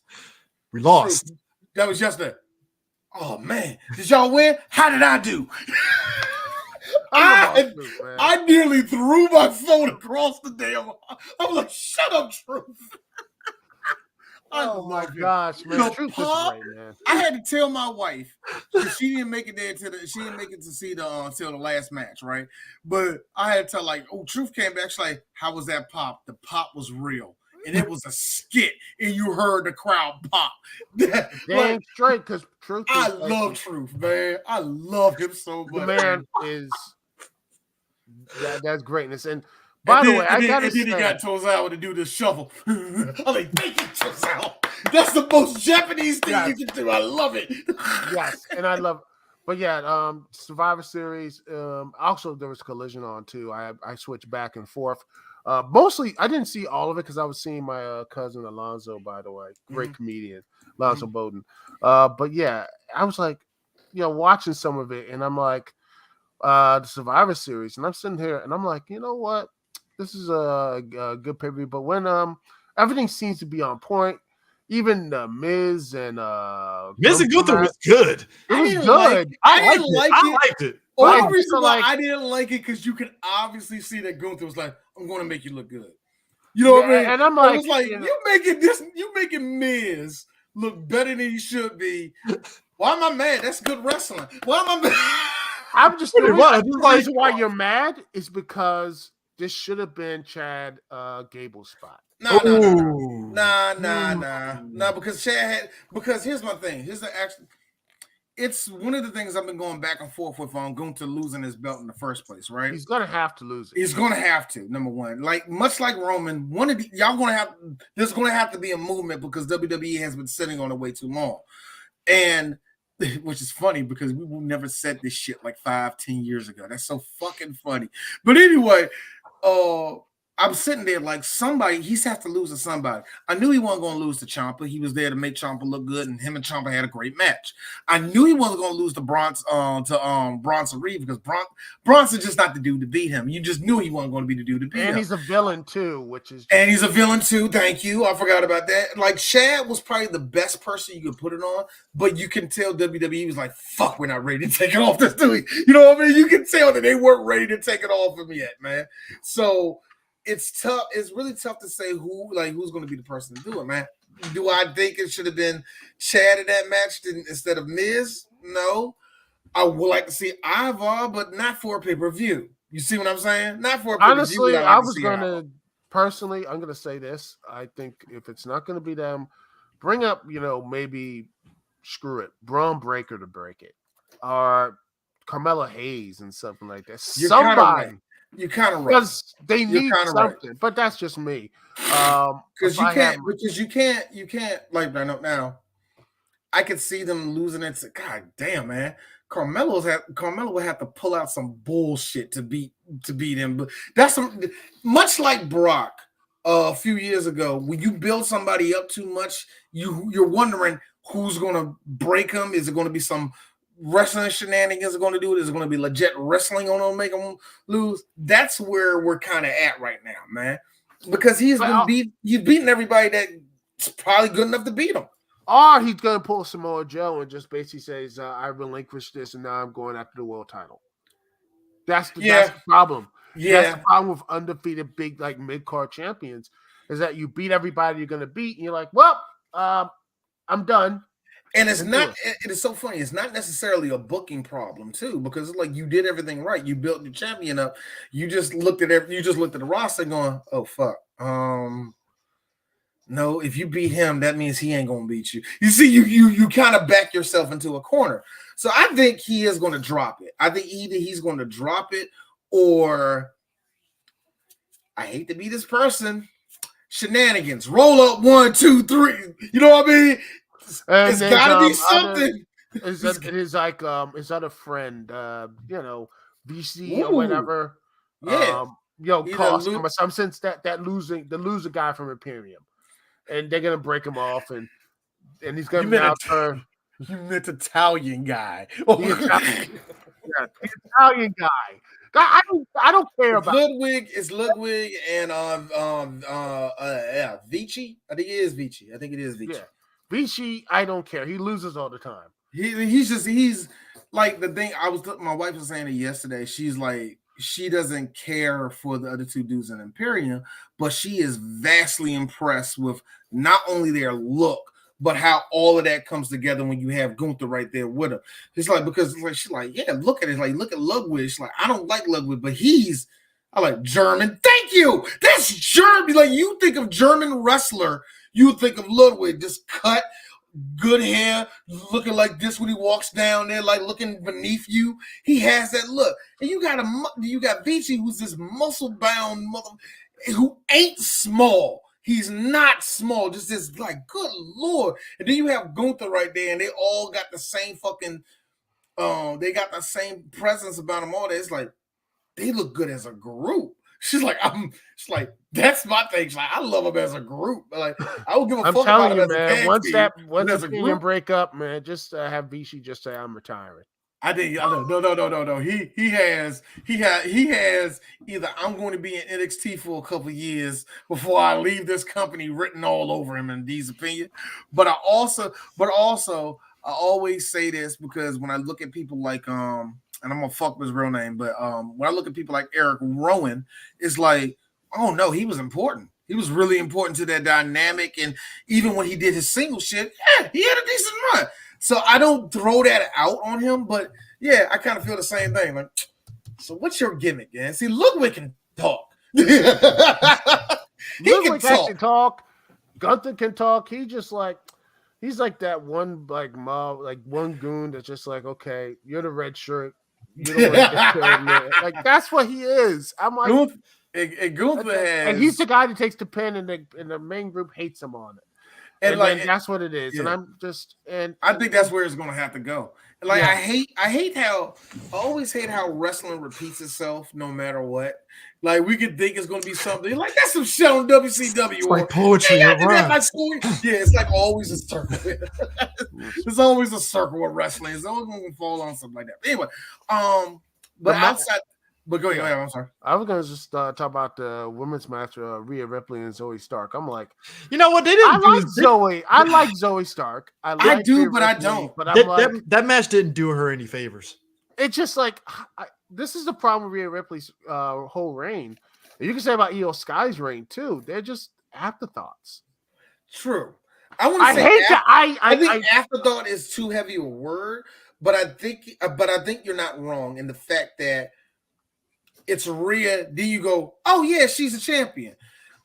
Io, I felt this is what happens when you listen to the fans too much, because everybody was like, Io needs to be the champion. Io needs to be the champion. When she finally got the Money in the Bank thing, everybody's like, oh, Io's gonna be the champion, and she's a champion now. Yeah, it's like Liv Morgan. What are you gonna do with it? Liv Morgan and Sasha had the same problem.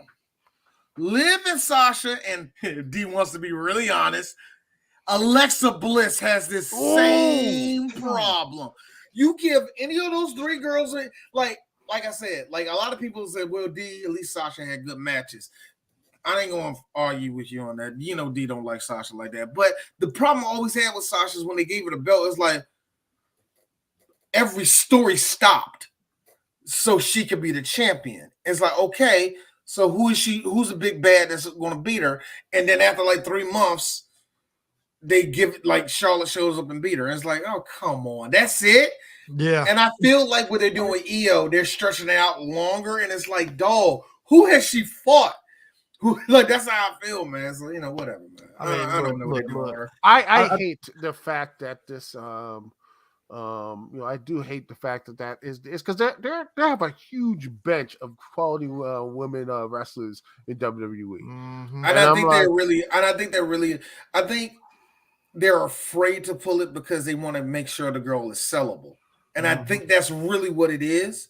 A lot of these girls, they're not sellable until they are in championship mode, and that's yes and no. Like Bianca has proved it, Charlotte has proved it, Bayley has proved it, Asuka has proved it. You don't have to put a belt on those 4 girls and you'll be fine. It's everybody else, in D's opinion, that is either you're good, you ain't got the charisma, or you got the charisma, but you're not really that good. It's still a lot of growing pains with the women's division to me, man. You know, that's how I feel. By the way, what happened to Jade, by the way?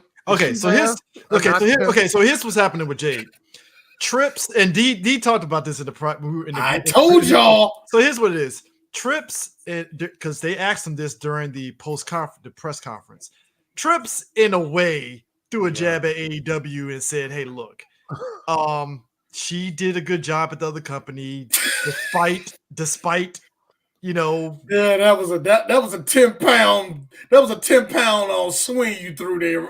Yeah. He basically more or less said they did a shitty job training her, which is but her charisma helped her despite that. So he was like, "Hey, we're gonna properly train her until she's ready to go," which AKA she's gonna be in NXT for a minute before they even pull the trigger on it until she's good and ready. Which that makes sense. And I told it to everybody. I think the wrong Brian trained her. Brian Kendrick should have been it. But gotta say, it should have been Brian Kendrick instead of Daniel Bryan. But you know, here, whatever. Ooh, but at the same, because Kendrick spread her. But the problem is, she probably get better training, but her conspiracy stuff will go out the window. So. hey, Duke. Black people's conspiracy theories and white people's conspiracy theories. You can put them in a Venn diagram. It would be fine. Because it's so funny how white people who are woke think about conspiracy theories. Here's black people. This nigga spit, man. He actually right about that. CIA is behind that. You know they put that in turkey. You know they put that shit in chicken. Jay looks like a girl. I know what they do. That's why they be doing chemtrails. No. Jay looks like a black woman that believes in that shit. She can't be saying that shit around Bianca when she go on the main roster. Bianca gonna look at her like, bitch, have you lost your goddamn like, bitch, I'm just trying to look like especially over there. I say Platinum Fitness because I can't think of no gym name. He over there, he's like, bitch, I like, yeah, that's cool. She's like, Hey, Bailey, come over here, girl. Yeah. Montez looking over like, what's wrong, baby? What's wrong, baby? Speaking of which, hey, I'm gonna need y'all to figure out what y'all doing with all y'all black wrestlers. That being said, though, it was fun seeing New Day and the Creeds go at it. Bro, let me tell you something. I want that as a rivalry. That was the perfect. I love it. That tag team gauntlet on Monday night was the perfect showcase for the Creed brothers. Especially for people that never watch. I want that. By the way, perfect. You know what? My dream match will probably never happen, but it would actually be the most craziest thing ever. The Creed brothers versus Top Flight. Not going to happen. Not going to happen, but would you imagine? Imagine the insanity of that match. I think it'd be crazy. Here's the thing. That's the best part of that crazy match. It will either be crazy good or crazy horrible. I think there's no in between. It's not going to be like, it was mid. No. No. The best matches are a little bit of both. You know that as well as I do. There has to be at least 2 botches and 2 moments go like, no, yo. It's got to be at least 2 of them and 2 of them. It's like perfect match. Somebody bust their ass. Somebody drop somebody on their head. But did you see that? Moonsault into a blah blah blah, nigga? They're gonna do perfect match. They're gonna do a C4 into a starting recliner or something, and it would just be like either they're like, oh crap, they pulled that off perfectly, but then somehow they like mess up like a arm drag or something. It'd be like something, or the ones when they do an arm drag and they don't connect, and you just see the dude just jump. Okay, I know we were talking Survivor Series, but I have to divert away real quick. So D, I understand why you felt why Hangman and Swerve was racist. I didn't know what you meant by it, but I had to rewatch the match, and I was like, "Oh, that's what he meant." Let me make it very clear. It's not going to be my match of the year, but it's in the top 5. I love the match. The match is great. Really good match. That match to me was surprising. That was surprisingly good. I thought it was going to be like, the second this nigga Hangman, I'm like, no, he's not. I'm like, come on. I already don't like you. Man, nobody better come in a room and see what racist shit you watching, D. Watching a black man get beat down like that. You know what I mean? I was like, man, I didn't know it was gonna be. I don't think that match was racist. I thought it was just like, imagine it was like bloody and violent. Imagine taking somebody to their first wrestling show and this was on their first match. Dog, this reminded me. Now imagine that you're like, hey man, this is gonna be a fun little wrestling show, and they're not gonna, and then just see that match, you'd be like, oh. Ooh. Man, it is so fun to see Swerve go from just the indie guy doing backflips to taking Drew Gulak trained him very, very seriously and becoming almost this floor wrestler, then getting hooked up with Shawn Michaels, and Shawn Michaels unlocked a lot out of him, and then he had a chance to go to AEW to really flex a lot of that shit. I still have no idea why WWE dropped the ball. Well, I mean, I don't think it's so much a dropping of the ball. Like, here's the thing. It was a weird moment. You can bring that up with Keith Lee to me. Yeah. You can't bring that up with Swerve because Swerve, he was just starting. He was just starting. At the same time, Hit Row was not. I think Hit Row would have dragged him down. No, but here's the thing. But you guys got to remember that was. Hey, B-Fab is still there. She's with Bobby Lashley now. But you gotta realize, that woman got a job. Josh Dobbs, bigger doppelganger. This is what Oprah wanted for all women. But no, y'all gotta remember that black man stuff. Get your job, girl. Go ahead, girl. But y'all gotta remember that big muscular black man. That was that weird look, time. Yeah, be that big muscular black man that got a white wife. My wife is black. Really? But no, that was that weird time period where management at WWE, Vince was still running things, and like he was changing up NXT. It was going from black and gold to the colorful NXT that we know. Hit Row and Swerve weren't really jiving with what Vince wanted. So Swerve saw the writing on the wall and was like, all right, I'll drop the belt to this man and I'm out. I need there to be not a documentary, but a good write-up of this. D has a theory that, and you know, everybody says our little chuckle stuff about it as fans, but a part of me really thinks that actually happened. The second Triple H had that heart attack, Vince was like, "It's my company again. Time to reestablish everything." Like it felt like when Triple H was trying to restructure all of that shit. You can tell, you know, when you really look at it at the time, I can understand why Triple H went through that shit. He was stressed out. Yeah. He was Hunter didn't Hunter had like a heart thing. Yeah, he had a heart attack. Yeah, he was going. And by the way, I'm gonna say something, and I talked to this like previously. I think the reason why NXT and all that stuff is because he made it into a super indie. We all knew that. Yeah. And now, you know, when it's on the big screen and everything, now it's a brand, it's developmental. It got its butt kicked by AEW, which I still can't believe that actually was a thing. I thought it was a weird time, man. It was just weird. And then they went back to I was just so mad that every AEW fan took that like they won everything and just I'm like, no. They started waving it around. I'm like, no. You was coming, WWE. And Triple H like, you beat the college team. You beat the college team. The C team. What are we talking about here? Well, yeah, they had to make it into a brand. They had to make it into a brand. And now in USA, they had to make it to colorful stuff. They had to push like Von Wagner, who just was just like a Poochie or something. Out of nowhere. I didn't know who. I'm mad I care about him. Yes. They had to put story behind him. But when you first saw him, were just like, well, Kyle O'Reilly, Will Regal in his face, like Kyle O'Reilly was attacked and he couldn't make it. But luckily, we have this huge, big white dude out of nowhere, and he will replace him. I'm like, who the hell is look, put it this way. Am I wrong? I was like, I never saw him before. He just showed up, and he's like, this was NXT. It was already like holes in it and everything. COVID set a big ass rock on that joke and just everything just like COVID era ruined all that, man. Nobody has said this. Why is Von getting his burned his face? And, why does Von Wagner look like fucking a healthier hacksaw Jim Duggan? Because his dad was one of the Beverly Brothers. Wait a minute, really? Yeah. Fuck out of here. Allegedly, apparently. That's fun. And by the way, I didn't know that. And then with the NXT stuff, Karrion Kross, gosh, that, and then him going I swear, Vince. I don't know what he done.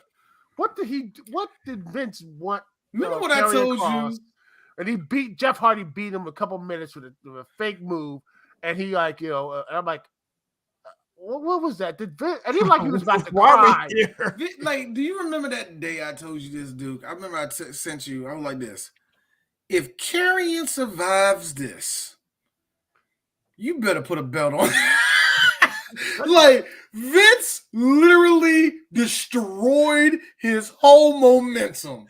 And I never saw that. And then he became this the kinky. The Mad Max village. I'm like, Shredder, if he was on like the asylum, I'm like, what? Hold up. And then Samoa Joe cooked his ass in a promo, and that was hilarious. No, it was Adam Cole. Adam Cole. Like, you got all this, you got that. You know what I need to do? Ring the bell. I'm like, oh, were they just trying to kill him?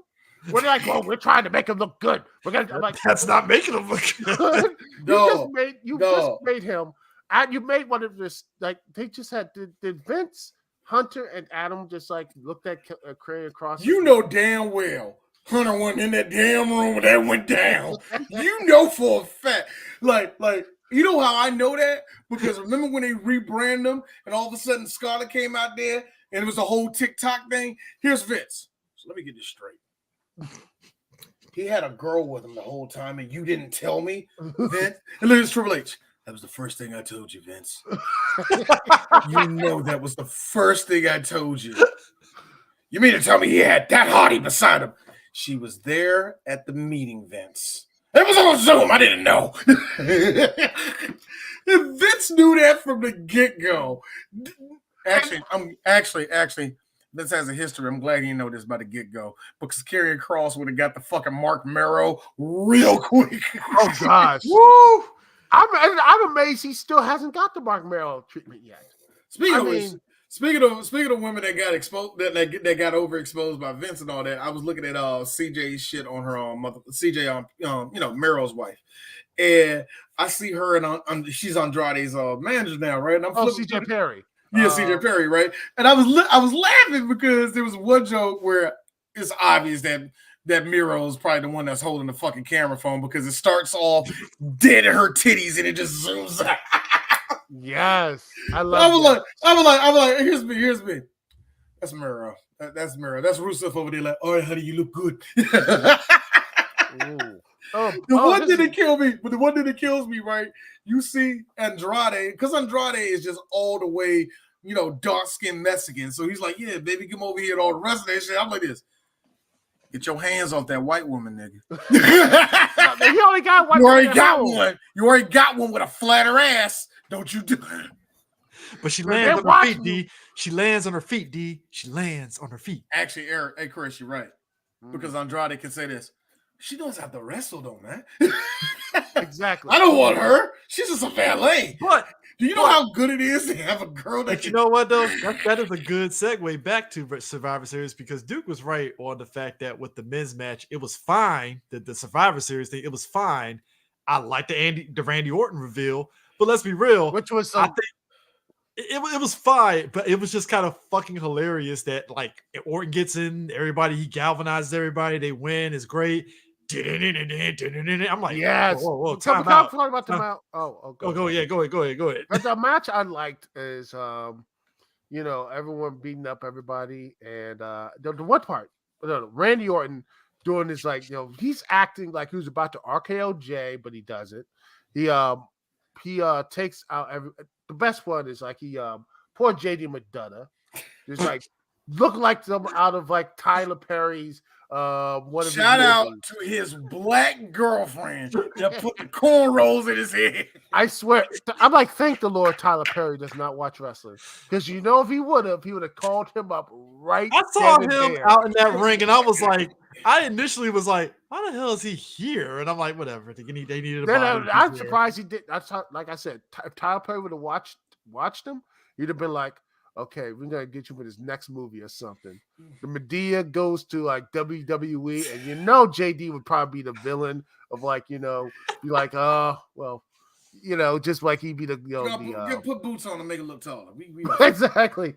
It'd be like the bad dude. Oh wait, so he's light skinned, so he'd be the good one, right? Stop. Anyway, stop. Anyway, am I wrong?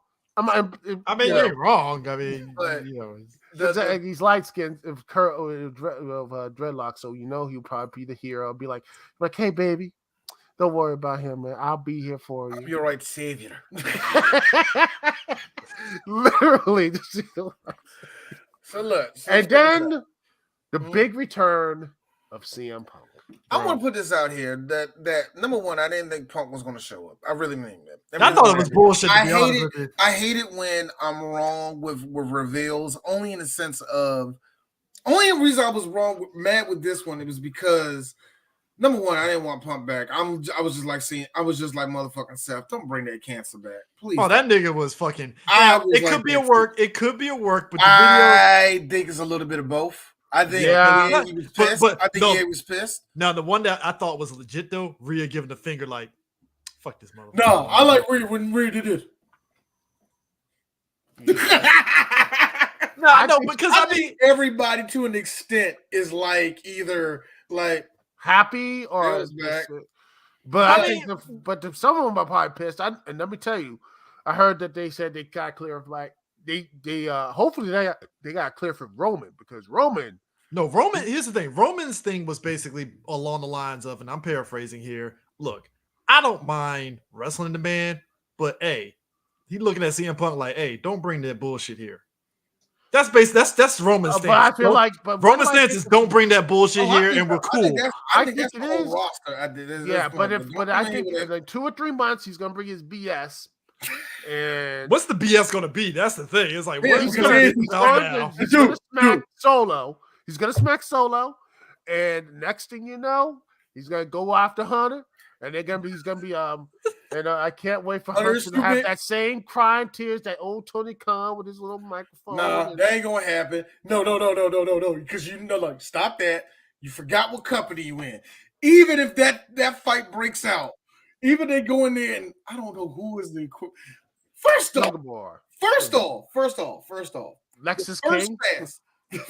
The first fight that they had, that first fight with Kenny Omega and all that shit, that was a disaster. I don't know how that was just. Yeah. I feel like it was so preventable, but it was such a watershed moment. Like you knew, like I knew from right there, like they're not gonna Punk's gone from this company. Oh, he's gonna be around, but he's already 1 foot out the door. I knew he was, man. Yeah. And then when the shit came up with Jungle Boy and how he went at when he went at fucking Tony Khan, I was like, yeah, okay. He gone. He gone. If he does that to the WE, oh, they're not gonna waste. No. It ain't going. Look, the first fight he had. Look, the first fight he has, and they break everybody up. Triple H walk into the room. What I tell you? What the fuck I tell you? Get out of here! What I told you before you even walked in here. Somebody said Tony Khan's response to Punk coming back to WWE is, get Dolph Ziggler. Get him here. Get him here now. Get him here now. No. I think somebody say, hey man, the name of boys is gonna be on, bro. Yeah. They get the name of boys together. I think it is. I think he's gonna not talk about that stuff. But if he does screw up, I mean, he did talk he was gonna do something with Impact, so I think he'll probably go there. Or he might just go to the Billy Corgan and snort some stuff up from him. Which I think Dolph is going to take his whatever vacation he wants to and all the rest of that shit. He made very good money at WWE. He's chilling. He doesn't have to do nothing. He'll go to AEW. He got it. Like I said, I thought it was brilliant how that motherfucker did his contract where it's like, no, Vince, you need me. No, you need me. Pay me this, and I'll pay me, nigga. I'll job out. Dog, I will jump off a bridge for you if you give me the money I want. Actually, why y'all looking at me? Give him the money. I think I did say this though. I think it was either me or you that said this. He'll go to Impact. Fuck it. Dolph will go to Impact. If he goes now, here's the funny thing. If he goes to AEW, I hate to say this, he's wasting his time. He's wasting his time. He is wasting his time. They're not going to put a belt. If they put a belt on him, he's not going to like the way he got it. He's going to be a tag belt. It's going to be a TNT belt. Oh man, Christian gonna have that thing for a while. But you know what? If he goes to Impact, I think it'll be a good. I want to see him a Christian. If he does go to, I would love to see Christian versus. You know what? I'm gonna say. I would love to see that. That's how we match. The only one I would want to see in AEW. Maybe it's just me, Shelton Benjamin. Him in the Blackpool Combat Club or something, because I don't think Shelton's coming back, but I don't blame you on that. I still think maybe I'm the most trade person, but I feel like around 04, 05, he should have been world champion. Oh no, you're definitely right. Yeah, I think, but here's the funny thing. I was like, they set it up right there. He beat Triple H twice in one night, twice 2 times. He should have just like, hey. If he has issues speaking, which he didn't, I think he was fine.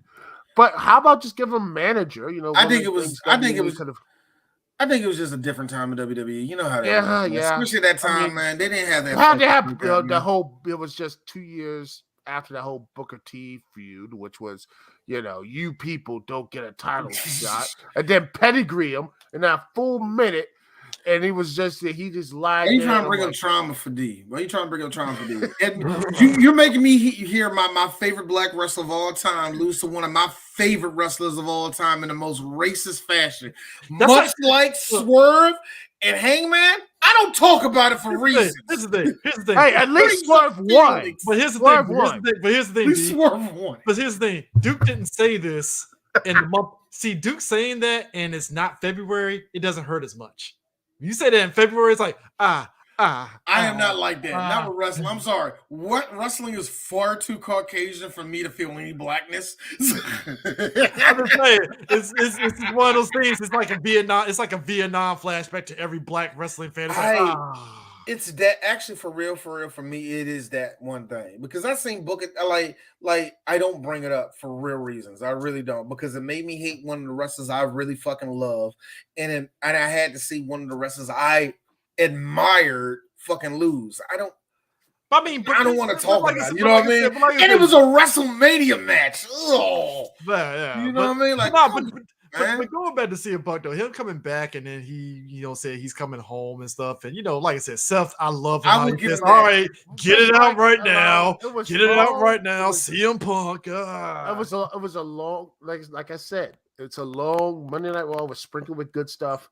And the ending was not really that good or interesting. And me, I'm just like, I don't care. I don't want to. I'm like, people are like, oh man, this Monday Night Raw sucks. Like, why do you watch it? You know what you're going to get. He's not going to wrestle on Monday night. You're not going to wrestle. That's too close for him to wrestle, man. Like, did you really thought he was going to get out there, best in the world? It wasn't going to happen. And be mid at this point because he was pretty much. Him and Ricky Starks was decent, but.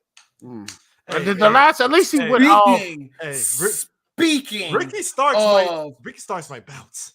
Speaking of, if I'm Triple H, Ricky, get him. Like I said, I do not want to see him anywhere near NXT. Hey, nigga, he put him in a world title picture right there. Dog, Ricky Stark. To me, Ricky Stark, fucking bastard, and maybe one other person I'm not thinking of. Triple H better be doing this. I'm gonna get you out of there. I'm gonna get you out of there. But he better be doing that, man. If anybody, yeah. Dude, the third one, Hook. Here's the thing about Hook. Hook is staying. Hook is staying for sure. Hook can stay. But here's the thing about Hook, and I will reinforce it all the time. Better. He's getting better. If I'm WWE, I will not pursue him until he's ready to leave. Yeah. If you hear like because you know how wrestling is. It's all a grapevine. So if they hear something that he's ready to leave or he wants to go to Japan, run to him. Run to him. If not, let that little boy look. Because to me, I don't think he's going to get better unless he does go to Japan or at least go somewhere else. For an excursion. I think the problem with WWE, most of their wrestlers, is that they stay at NXT far too long. And I think that's a problem. You're right. They should be doing excursions, and I don't know. They talk to Noah. They talk to these people. They talk to Noah. They talk to All Japan. There's always been this talk of All Japan saying, "Hey, we might do it," and they don't do it. They do. AEW, at least they try. At least they try in AEW. And like I said, in WWE, y'all do have a relationship with Noah, and y'all never push the fucking button to let your wrestlers do it. And that they just happily want them to be in NXT or in catering. And I think that's NXT what it or feels catering. Like. Pick one. I feel like and also I do feel like it is a combination of they never really like Triple H been trying to establish that for a minute, a relationship with Japan that's actually worth a damn. You know what I mean? Not this forbidden door. Not even forbidden door type of talk, just more of just like, well, we might do this, and whatever. And the Japanese is always like, we will say no. Or sometimes it's like Vince is like, this is it. Hey, look. Somebody said it best. Let's just say this is probably never going to happen. Somebody was like, what if you get a scenario, right? Like whatever after WrestleMania, if Roman loses or wins or whatever, right? Monday Night Raw, all of a sudden Roman is talking and you just hear the coin drop.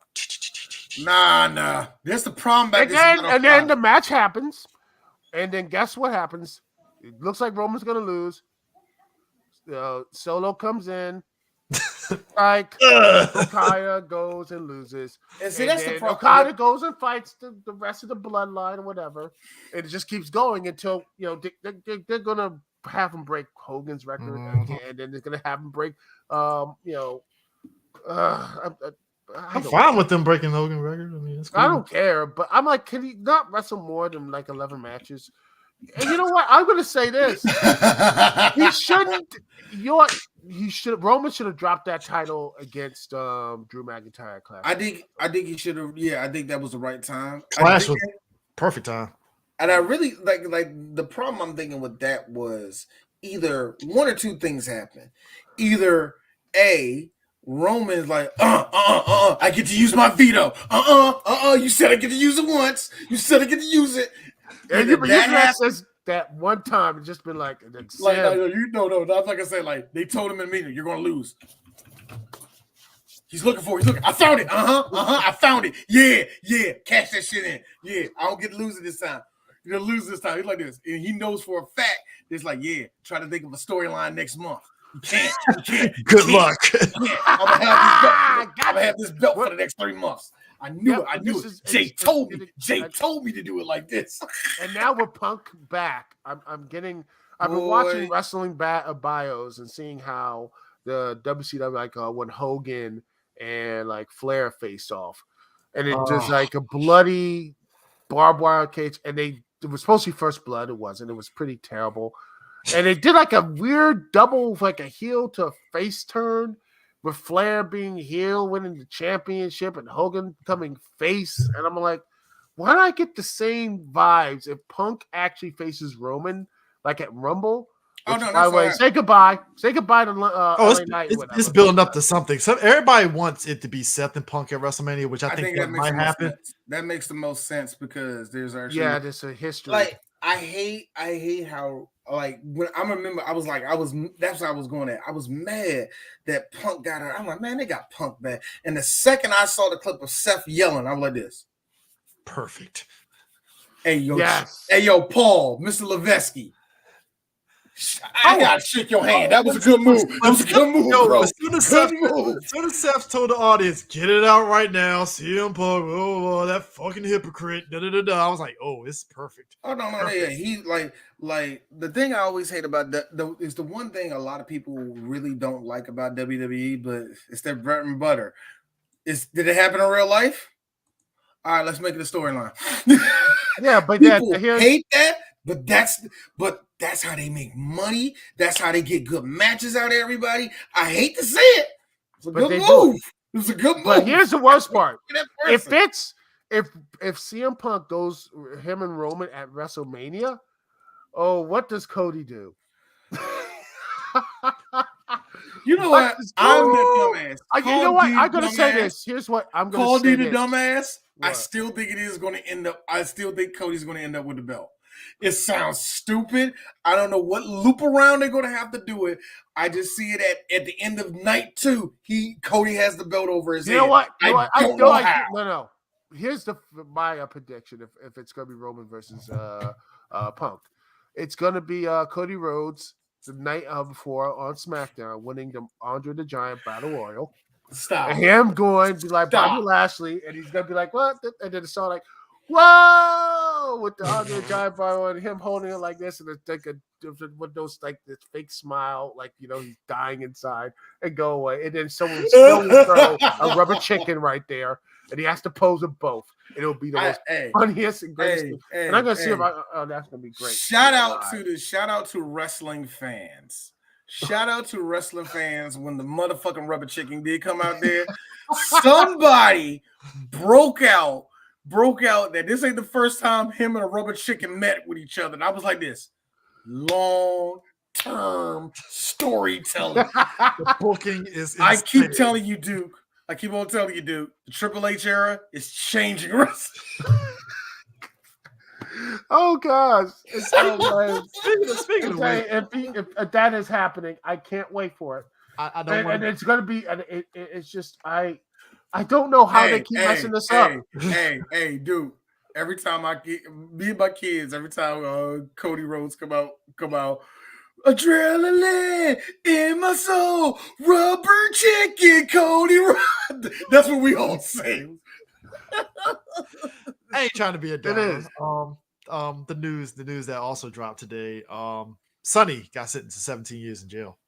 Well, That's at this point, because I forgot that she had a DUI and killed somebody, and I just kind of forgot. And then the news popped up on my phone for AP, like she got sentenced to 17 years, and I was like, oh well, shit, fuck. Yeah, and by the way, it just I have some breaking news and such. The couple first, QT Marshall is gone from AEW. He just said he's leaving at the end of the year, and he pretty much said that AEW is becoming like New Japan Pro Wrestling or something on his exit or something like that. That's what it said, which is fuck. Look, here's a funny thing. I don't know. Here's a funny thing, dude.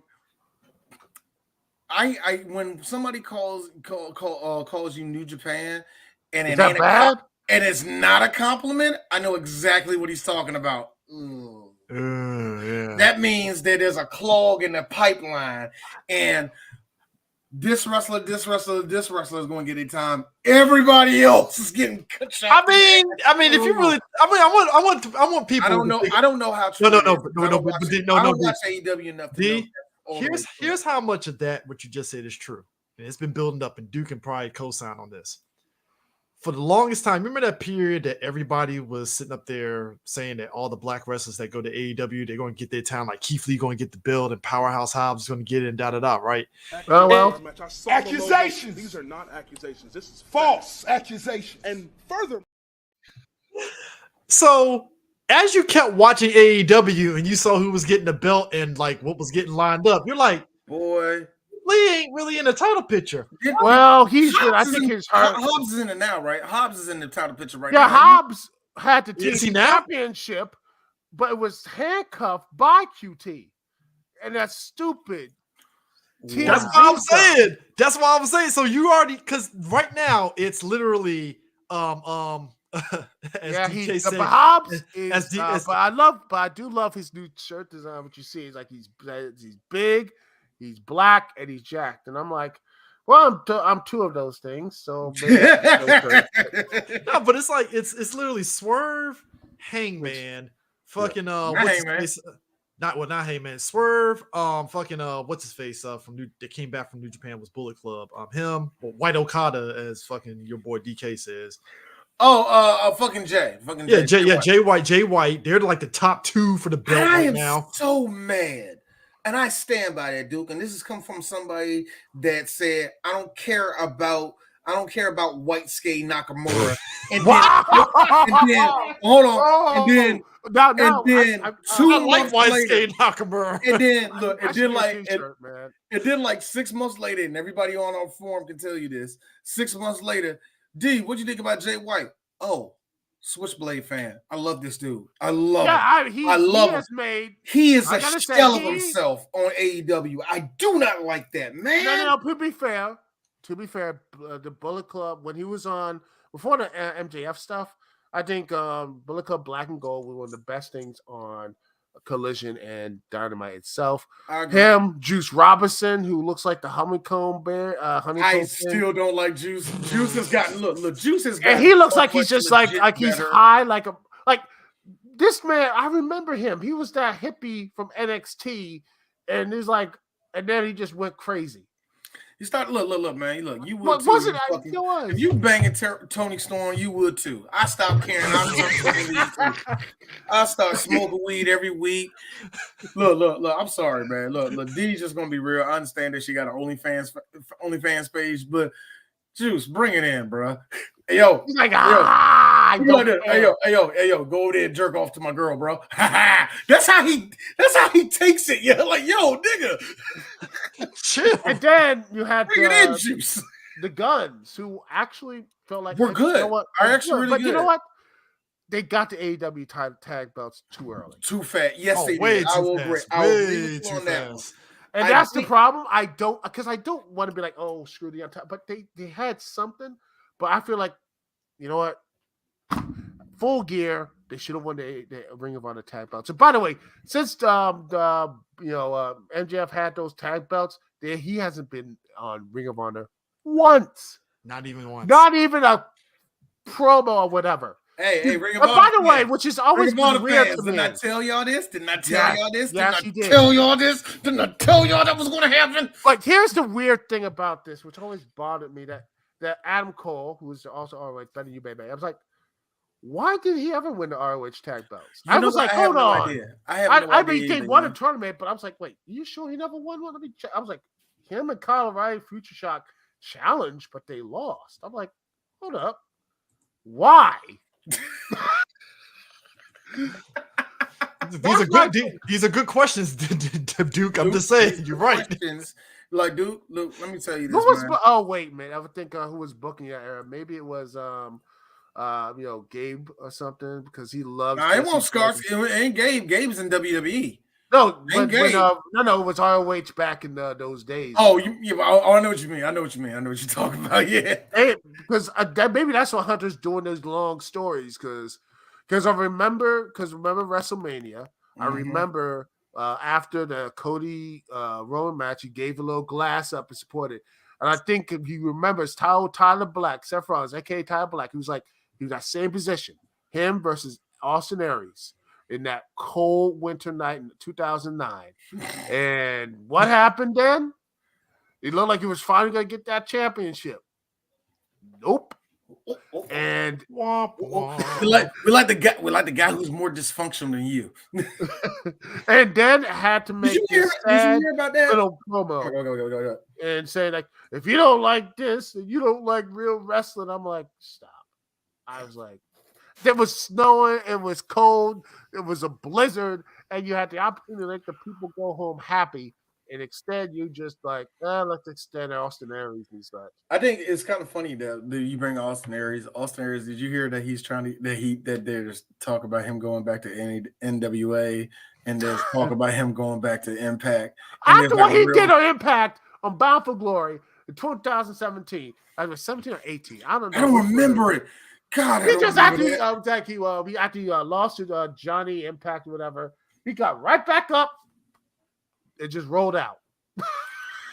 Austin Aries, you know what I will never forget? And I always say this with everybody, say what you will about 205 Live. I have never seen a guy that set himself up for goodness. The whole thing they had set up for him and all that. I felt bad for 205 Live because it was not its fault why it's failed. It was everybody else's fault. Mm-hmm. And Austin was one of them. Because not only was he great as a commentator, they was like, WWE was like, we need you to sit down there for a little bit longer. We got something set up for you. No, I want it now. Austin, give us time. You're making good money. Where are you going? Where is he going? Why is he leaving? Fuck, oh, man. Shit. Somebody call Paul. Yeah, he's walking out right now. What do you mean? We trying to stop him. Now Tripp said let him go. Then he had all them belts that he won, and then nothing. This nigga had all the belts, then had the nerve to start having to shoot promo on WWE. It's like, dog, shut up. Hold on. The cherry on top, control your narrative. No, the cherry on top for D. No, the cherry on top for D. Hey, baby. Did you know that Zelina is dating motherfucking Aleister Black now? No, he's not married to her. I thought they were married too. Boy, with Zelina left motherfucking Austin, I'm like, it's official. This nigga's about to be a scumbag for the rest of his life. And the best thing that happened to him, just walked her cute Puerto Rican ass out that door. You just messed that up. He just lost, and then that's when he lost his mind. Think about it. You were already a piece of shit, and God offered you. Got you this lovely little woman. You had lovely. I forgot her. What was the first name? Tierra Trinidad. It was whatever it was. You just got a hand. Dog. Dude, you had come on, man. You had the dark skin AJ Lee.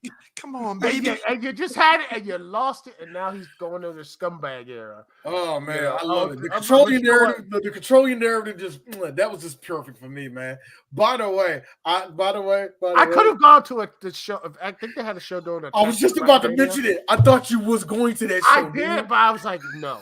I would have probably just hated it. I think Ring of Honor was running the same time. So Duke would have sat there and fucking video recorded his reaction the whole time. Duke's over there sitting like this. Look at I this was like, shit. God help me. I'm sorry. You know what I loved about all of that, though? You know what I loved about all of that? 2023 Braun came back. That's the best part. I was like, yo, man. They said, no, bro. Like, yo, Braun came back. You know I what it saw was? his. I was at the Ring of shout out. Honor show. Shout out to half the fans as he was walking out. Control your narrative. Control. Shout out to those Let me tell you fans. something. I saw him make his Ring of Honor debut on that last show in Baltimore. I saw him walking down with his big old self while EC3 was talking his BS, and he's like, "This is not a takeover. This is a revolution thing." I was like, "Oh God, what is this?" You know what? I'm sorry. Can you just cut to like Hangman saying how great Ring of Honor was to him? Wrestling. This is wrestling, Chris. I tell you, this is wrestling. This is wrestling. Everybody does the same speech and all that, man. I was like, I'm tired. I'm like, could you cut to like the Young Bucks talking the video? Can you cut to like Jericho? Cut to something, please. Anything for this stupid, this sad. Like, oh my gosh. To wrap this whole thing up, to wrap this whole episode up. Braun Strowman is going to probably fight CM Punk, and he's going to probably slap him, and then he's going to make Braun cry, and he's going to get fired. To wrap this whole thing up, though, for at least from what I think was going, I think WWE has set themselves up for good shit. But I think, like when I look at this, gotta say no pun intended on that one, dude. This is good shit. Oh no, it ain't good shit until like God. You know what? I hate how that line is instilled in wrestling now because everybody says Vince says that a lot when there's a good match. Even the matches you think that Vince will hate, like technical matches, people will hear Vince go, "This is some good shit." Yes, like even with like they said, I forgot who they said, they went to the mat and we seeing Vince looking at the camera like. So like we keep on forgetting Vince is a mark. We keep forgetting he's a big mark. But anyway, I really do feel like Punk is only going to be used sparingly. I have this. I really think the best way, and I really mean the best way to use him is as a part-timer, which is fucking hilarious. But then again, this is another problem with the roster: is that too many part-timers. It's to me, it's like it's WCW at its worst because they didn't know what to do with their main event. I say better managed than WCW. It's better. But you see what the problems are. Yeah, it's still. I think it's still might be too big of a roster. They should be with the roster you have. You're not utilizing all of them the way you want to, even though you can make an argument you are. Show me, you know what I mean? You could make an argument, but where's the results for that? But I think also, just be real honest with you, wrestling fans are fickle. So I don't know. How long it will last and how everybody love it. You know what I mean? Yeah. So, but yeah, that's what it is. And hopefully everything works out. Are we gonna be back here 2 months later? Well, CM Punk does some BS, and we'll see Royal Rumble time, and you'll see him right there in the NWA. You know, giving EC3 a 2-star match. Why the fuck? And the next thing you know, Tyrus will come back. Would you put that evil on this? And then, all right, something even better. Punk goes to NWA, Tyrus comes back to WWE, and he was the one that defeats Roman because we don't deserve anything good in this world. There you go. That's it for Wrestle. I'm about to say that's it for Wrestle Corner. God damn it. That's it for Wrestle Corner, guys. No, but that's it. That's it for Working Title Sports Show. Thanks, dude, for joining in on this. This was fun. Definitely get you back again, bro, because I wanted to get you on here for a minute because I know you are a Commanders fan. But more importantly, I wanted you on here when we were talking when we were talking more DC sports. You know what I mean? So, so I can't wait to see, talk about how the Capitals, who will win like 6 games in a row, then lose because 8 games in a row, and then they're going to do that hobbling to the motherfucking playoffs. As they always do. Well, they're going to hobble to this one because Oh, ain't this Alex's last year? Ain't this gonna No, be it's like Alex's? 2 years. 2 years. He has 2 more years left. All right, I believe. all right. Let me just check. Let's see. Oh, we're gonna ride. Look, real talk. I'm riding this last 2 years with him because we're seeing legit one of the best players of all time. You know what I mean? Even Florida Panthers, when he was like, I believe the Florida Panthers tried to draft him, even though it was illegal for them to do it. They're like screw it. Let's just draft him. Like, we can't draft him. Do it anyway. Do it anyway. Might as well. Yeah. Might as well. So we're gonna that is hilarious to me. But yeah, I think he's gonna be just fine. And the Wizards will continue to lose by 20 points. And lose game, they're like, wow, we got a 20-point lead, and then lose by 10. All right, the Commanders will fire and everything else. All right, real quick, Chris. I know you see the records up here. Chris, you are currently 20-10. No, they're 20-10. I'm sorry, you're 20-9. You don't 20-10. No, 21-10. I don't know. That doesn't even out. Whatever. I gotta look at that number. But I'm 15-14 right now. So I gotta look at it. I told you I'm creeping up. I'm creeping up. Yeah. Ovechkin has 3 years actually. Damn. So I don't think you're gonna make it. Oh yeah, the picks. Yeah, the picks. Yeah, the picks. Real quick, Chris. Who you got with the Niners and the Eagles, man? This is like so weird because I'm trying to think of a scenario where it's like it's like the recycling thing where this team beat this team, but this team beats this team, and this team got to beat this team. So it's like I'm going for the better team, and I think the better team is the fucking 49ers.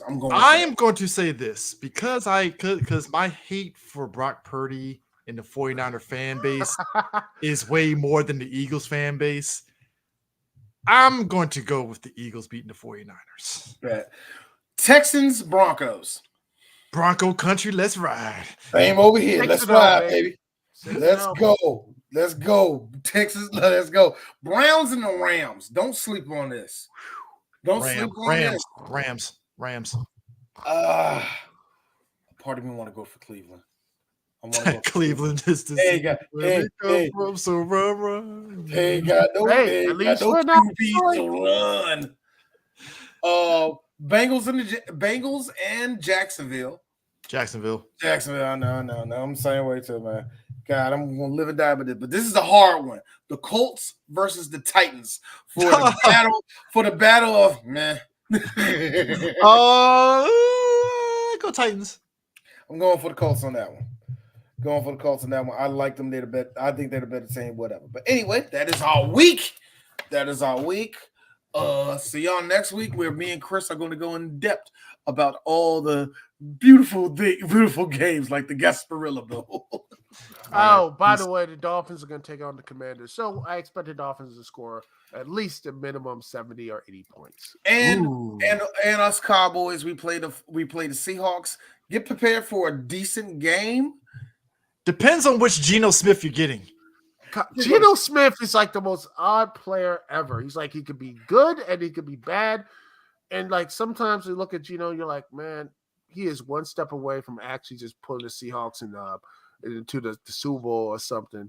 And part of me wants him to do that.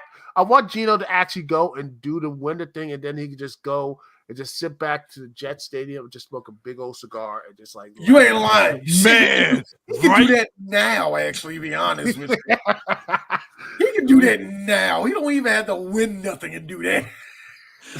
Anyways, folks, that is it. We'll catch you guys later. Peace.